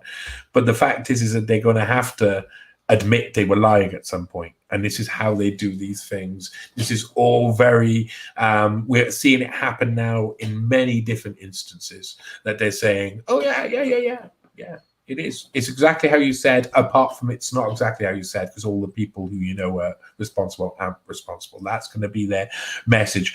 Then soon, within the next couple of months, you're going to see the flooding of the zone again. So there is going to be a real eruption in a backlash, because a lot of the people I think who are going to be going into hospital in the next 2 months are due to breakthrough infections who are already vaccinated. So that's because when this stuff, how it reacts, it only reacts when you have like a cytokine storm or whatever. You basically, your immune system responds, and sometimes your immune system is going to end up attacking your own immune system because the response is way too much. Your body, if you're taking this stuff, is now programmed to be a drug factory, and it was never meant to be a drug factory. That was never what your body has ever been meant to be, a drug factory to create an S spike protein. That's never been what your body, but now it is. So it means that if you have already a body trying to respond to the immunity, and it's just producing out all of this stuff that is like little hooks that hook into you and cause all sorts of problems, we're going to see loads and loads and loads of more problems. The statistics will be coming out, so they're going to have to flood the zone again. They're going to have to keep us, to keep any of the more information coming out. They've got to do that. So we can expect to see the same sort of Edelman tactic, and it will come from the top. I mean, Edelman's World Economic Forum and all of that stuff, they know how important he is. They know how important their company is to creating the narrative. And this is a narrative on multiple fronts. Again, a narrative creator. The next article, when Whitney did the Welcome Leap article, I did some of like the research behind it. I mainly tackled Jeremy Farrar, because again, he's a narrative seeder. So he goes to look at the outbreak of SARS in like the early noughties, and sees this outbreak there, and all of the World Health Organization turn up, do tests, and say, no, there's nothing here. This girl's just got the cold. And then they go, and then Farrar and his scientists test all of these people again and check the story again and discover it's a special type of bird flu that's going to kill loads of people all of a sudden. Then when it's the coronavirus pattern, and he does this a few times throughout his career, he sees a narrative, creates a narrative, puts it out there of what this comes from, where the origins is. And when they were creating that paper in Nature that was created within 8 days, it came out in the Fauci emails that said basically, it's not from a lab, it's from nature. It's from bats, it's from pangolins. All of the evidence shows it. And then the evidence they showed that it had a 12 nucleotide insert in a furin cleavage site, which means that was inserted inside a lab. That doesn't get that. The chances of that coming from nature is so far removed from reality that we'd have to have a quantum computer to work it out. This 12 nucleotide insert all in a row came from a lab. They know it. They even put it in the documentation, and then came to the reverse conclusion. And who was behind that? Who was behind creating that, organizing it? Who was behind the whole response to COVID in the Western world? One man, Jeremy Farrar. Jeremy Farrar, the person who's the head of the Wellcome Foundation, a Wellcome Trust, and doing this Welcome Leap stuff. He's the one who tells you where these viruses come from. He tells you they come from a bat, whether they did or not. And he gets all of the scientists who they pay loads of money. I mean, a charitable trust is a big racket that makes a lot of money for a lot of people. But if you would type up any word about them and any other word, you're going to find they've got a massive archive online of loads of stuff. So you never find details about them. It's really hard to find details about them. You have to go website, go through, look at the history, start to search in the nooks and crannies, because that's what they do again. They flood information out. They do it by having a massive collection of stuff and putting it all online. So when you put in Wellcome Trust, you don't find anything but all of this massive collection of stuff. But when they want to see the narrative straight, who's in charge of that? Who's in charge? In America and Britain? The same person. These emails, those emails that were forced to be released by, I think it was the Washington Post or whoever, they showed without a doubt that Jeremy Farrar was the person who was literally making up the COVID narrative, telling people what to do, telling the world how they're going to react medically, telling the world how they're going to react in every single way. He was the center point. He was one of the people at the top who's able to every time say, this is where this thing comes from. Very suspicious that he seems to be the one. I know that people could say, oh, well, he's a virus specialist, so he goes to the viruses first. Yeah, and then he leaves all of the experts who say they found nothing go away, and then he suddenly finds things. So I say Jeremy Farrar, bullshit, probably MI5, MI6, something along those lines, recruited very early on, but that's just my opinion. These people are all there. They've all got one person above them or two people above them, but these people are the gatekeepers to all of the storylines, all of the things that we have to then spend a lot of time repairing the damage that they do by telling people the truth. Well, and let people know what the Edelman Trust Barometer is. Real quick before Johnny goes, real go. quick, I gotta hop off here. This has been amazing, so fun. I love it. It's every nice time to see you. Yeah, Nice, you nice. too, Johnny. But it's so awesome to see y'all. Love y'all. I don't know what else I got coming on, but I have a Hive article out there that gives some updates on the deep sea mining stuff from the International Seabed Authority and how they're basically being forced to fast track this whole process of establishing a mining code. So yeah, it's kind of the recent stuff I have coming out. And much love all y'all and have a great Sunday. Woohoo! Take care, Jones. Thanks for hanging out as long as you could. I know Jones had some family obligations this afternoon, so glad to have her with us.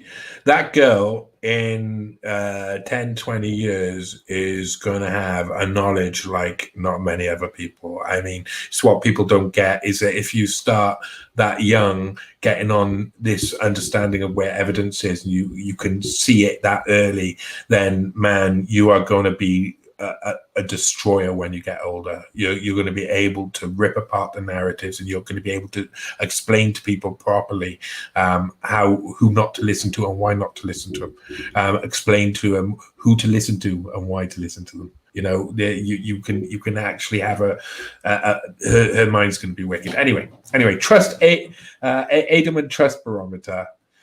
This has been going for about 21 years, so I think they started it on the millennium.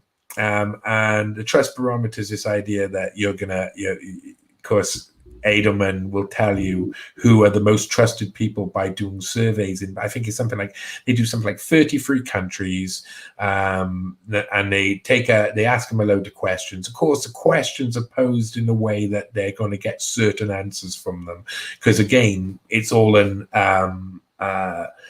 an exercise in manufacturing trust rather than identifying trust. You know, they want you to be like, we know exactly who trusts who and etc.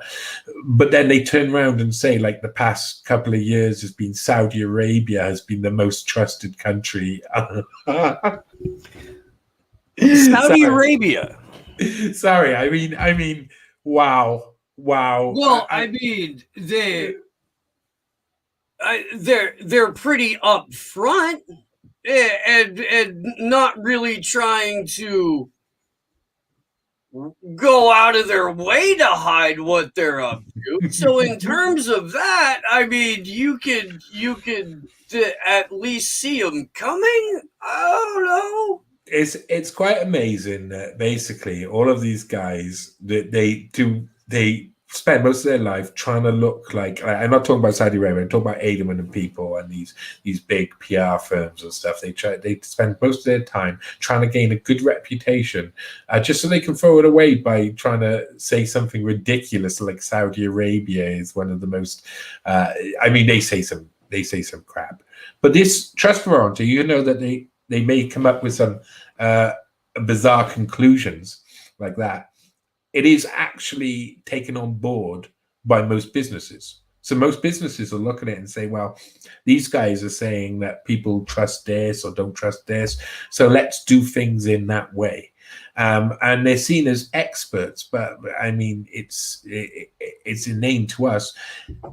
In the same way, and it seems maybe obvious to us, but in the same way, maybe 90% of what they say will be honest statistics. but the 10% of what they want to get out there is stuff that they'll put in there that is really special. Now these guys, well, just real quick, that's essentially the exact same way that every other limited hangout operates. Yeah. So just like to frame it in a way that the audience is familiar with, in case like all of this is just kind of, well, Edelman create the limited hangouts. I mean, they've been caught creating the limited hangouts over and over again. So when Walmart, they were working for Walmart for a campaign, for instance, they came along and said, all right, let's set up a load of companies that are going to give, say the opposite thing to what all the Walmart employees are saying. Let's make sure they're not connected to us in any way, shape or form. But they've always got to kind of like put it in the small print somewhere. And someone always finds out and it always blows up in their face. It's been done over and over again. So they create the limited hangouts. They create those sort of things. So they don't only work, and they don't only work for businesses. They work for governments as well. This is why the Saudi Arabian thing is most important when they're saying this. Everybody knows that Saudi Arabia wants to change its image. Everybody knows that. Everybody knows that it is without having to do anything different. It would be hyper-normalization for us to believe that Saudi Arabia has changed in any way, shape, or form. We'd have to be like, oh yes, it's true, but we know it's false, and they know that we know it's false. You know, it'd have to be that level of brainwashing and it's just not going to happen with the wider world. People are sus to it.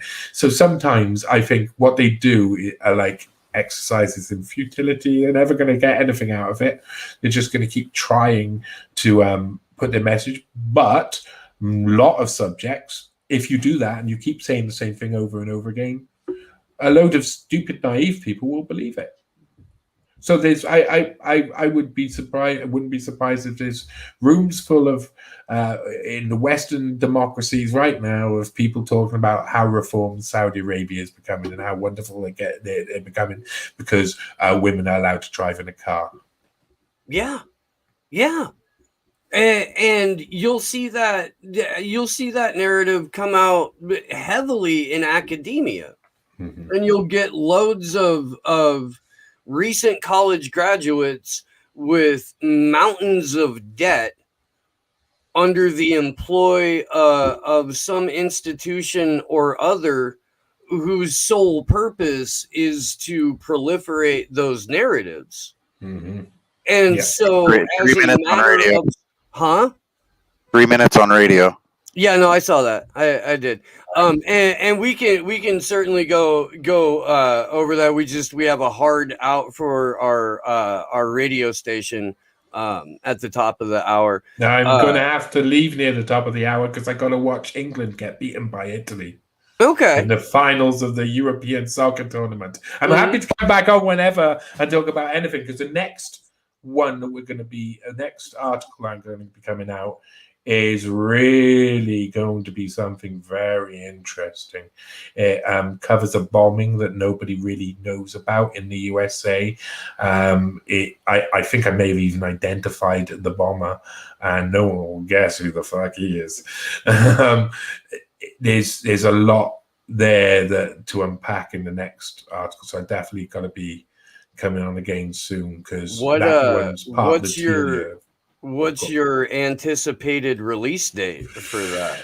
The next week, it's been really hard one because every time that it's a real rabbit hole. Every time I go down to the next level, at first it was just looking at someone's ideology and then discovering where they got their ideology from. And then, of course, as always, I go back, I look at the father and I look at some other members of the family and I discover, wait a minute, look at all of these links, where they all come. And it looks like a limited hangout. It looks like another limited hangout. But this one's got like connections to things before the thing became a limited hangout. It's got lots of connections to really darker things. It'll be astounding. It's going to be astounding. It's astounding me as I go through it, and I never expected to find some of the things that I found on this one. So it's really special.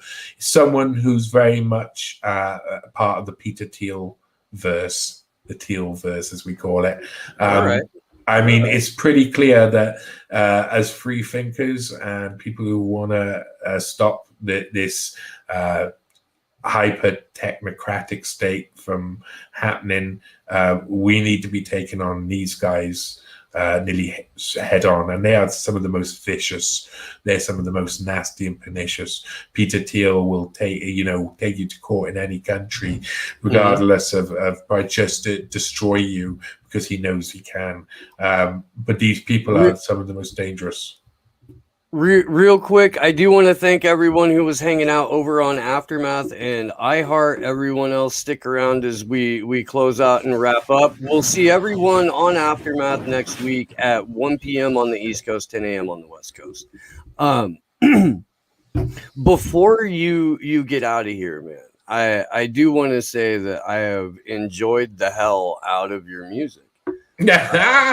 And we've managed to like turn on a segment of our audience to the musical stylings of Johnny Webb. It's fun, dude. It's fun. It's good. Like it's not even necessarily like the genre of music that I typically go for, and I enjoy the fuck out of it just because of that. It's like a treat. Yeah. Now I tell you what, I've been making music since I was about 13, 14 years old, and I've always loved it. But it's very obvious that the music industry was being destroyed by the early noughties and was being cut and hacked away through for the past 20 years. And by the time I got into the music scene properly with a band called Bomb Alaska, and I started playing gigs live and getting my music out there properly, and we were always much more about a band that plays live rather than recording stuff. So we really enjoyed it. We were really good at it, and there was no music scene really anymore. It was like a trend scene. It was only the people who hang around who act like they're on the music scene, but they're also destroying the music scene by giving in to these same people all of the time and all of their rules, watching clubs close down one and after another and just letting it happen and going to the next club till that closes down, up until the point where they made it so many flats in the city center and stuff that it becomes antisocial to play music over a certain volume. And I entered in a really bad time, and I knew it was always going to be like that, but I also knew that my music was never going to be about like seriousness of wanting to make it as a star. I have lots of thoughts in my brain. I love writing music. I love writing songs. And most of the music that I do gets censored in some way, shape, or form on some platform around the place. So I don't expect it to have big, but it's something that I love to do. I love to write a song that speaks the truth and says it as it is and just tries to get in there. And also, fun, but also skipping between genres. I like doing all of that stuff.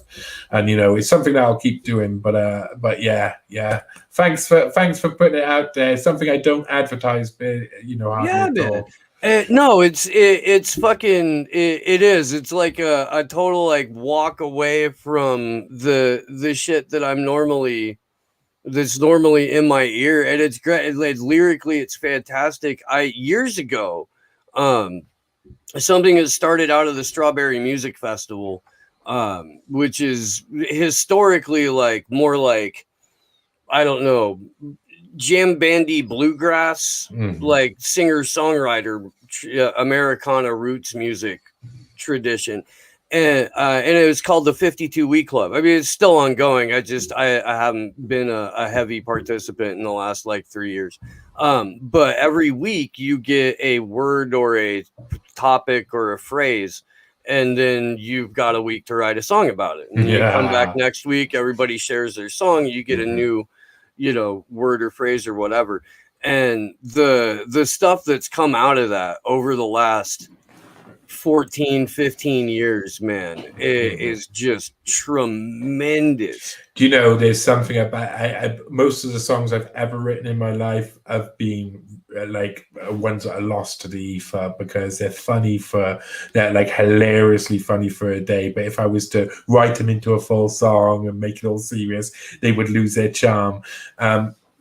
music is just such a way to cut through the bollocks, isn't it? It's just a good way to whoop it all away, and it's also a good way to free that little thing inside you. Because I got a feeling that goes away, that bad feeling that goes away when I do a creative thing, when I do music and something. So that everybody who knows what I mean by that, that sort of like inside that you're not doing something or you're not being creative, that really helps. That really helps. Everybody's got it. Well, I know you want to get out of here. You want to watch some football. I will probably tune in on a pirate stream as well. Down with England, up with Italy. Yeah. And I've got got my own opinion. Stupid. In this case, I would pull for Italy. I would. Yeah, good stuff. I would. Johnny, let people know where they can find your stuff, where and how they can support you. Please do come back when that article drops. If possible, I'd like to get you on first before you go anywhere else. I like doing that. See how the scheduling works out.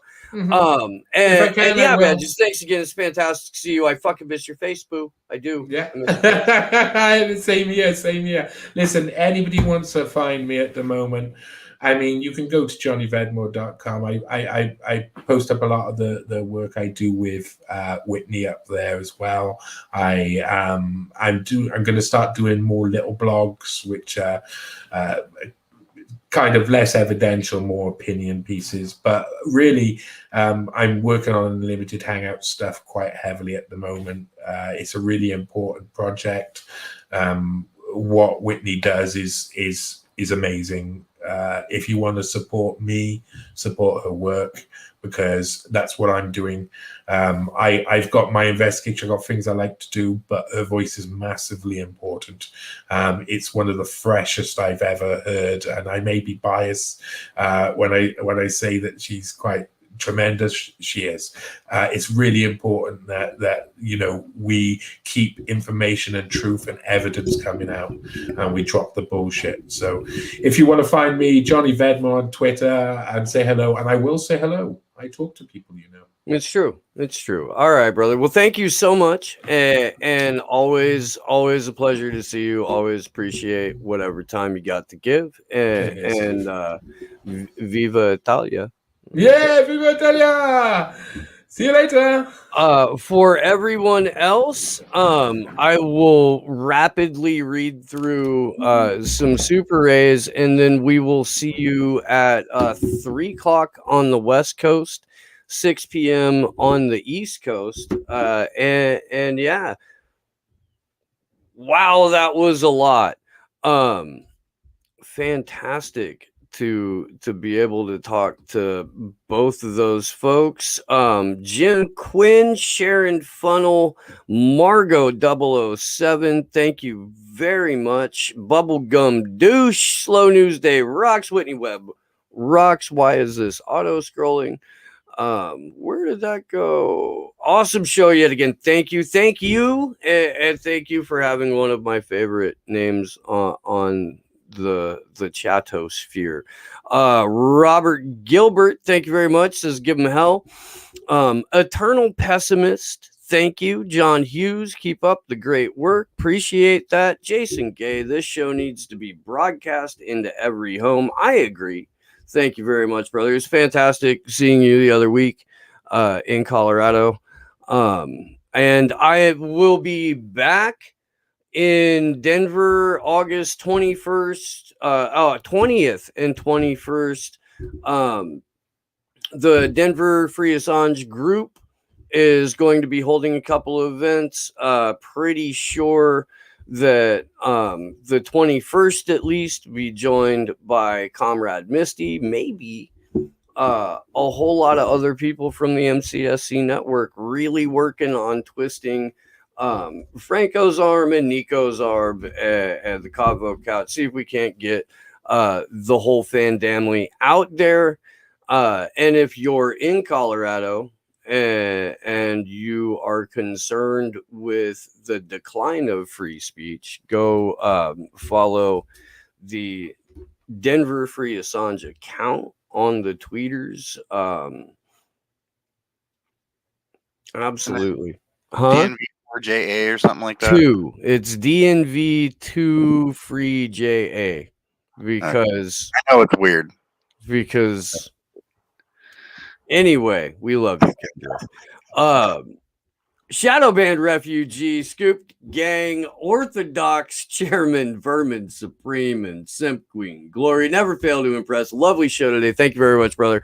Costello, appreciate you. Folks, we're going to go ahead and wrap. Holy crap, Ungi. Thanks for all you do. Great meeting you last week. It was fantastic meeting you, and Ungi, it was great hearing you play. I got some footage of Ungi in the Convo living room as well. And holy fuck, man, I am looking forward to being able to start sifting through all of that footage and going through the editing process and putting out the documentary. That's got to happen here probably next month. We do currently have a GoFundMe up and running. It is how we are going to keep the show rolling. Honestly, until we've got enough other revenue streams to where we don't need it. But we're doing this full time. We're trying to cover the cost of living so that we can put out the show. I will drop that link into the chatty chats one more time. It honestly, like, it's probably the current best immediate way to support the show. But however you do it is a fucking absolute blessing. So that's where we're at. We'll be back at 3 on the West Coast, 6 on the East Coast. Huge thanks to Whitney Webb and Johnny Vedmore, and to my better than your co-host Glory Jones, Sleepy Josh on the 1s and 2s. Big shout out to everyone over at aftermath.fm and everyone in the chats who's been hanging out and watching and showing us love. We fucking we can't do this thing without you guys. We love the shit out of you. We'll see you real soon. Good luck to us all.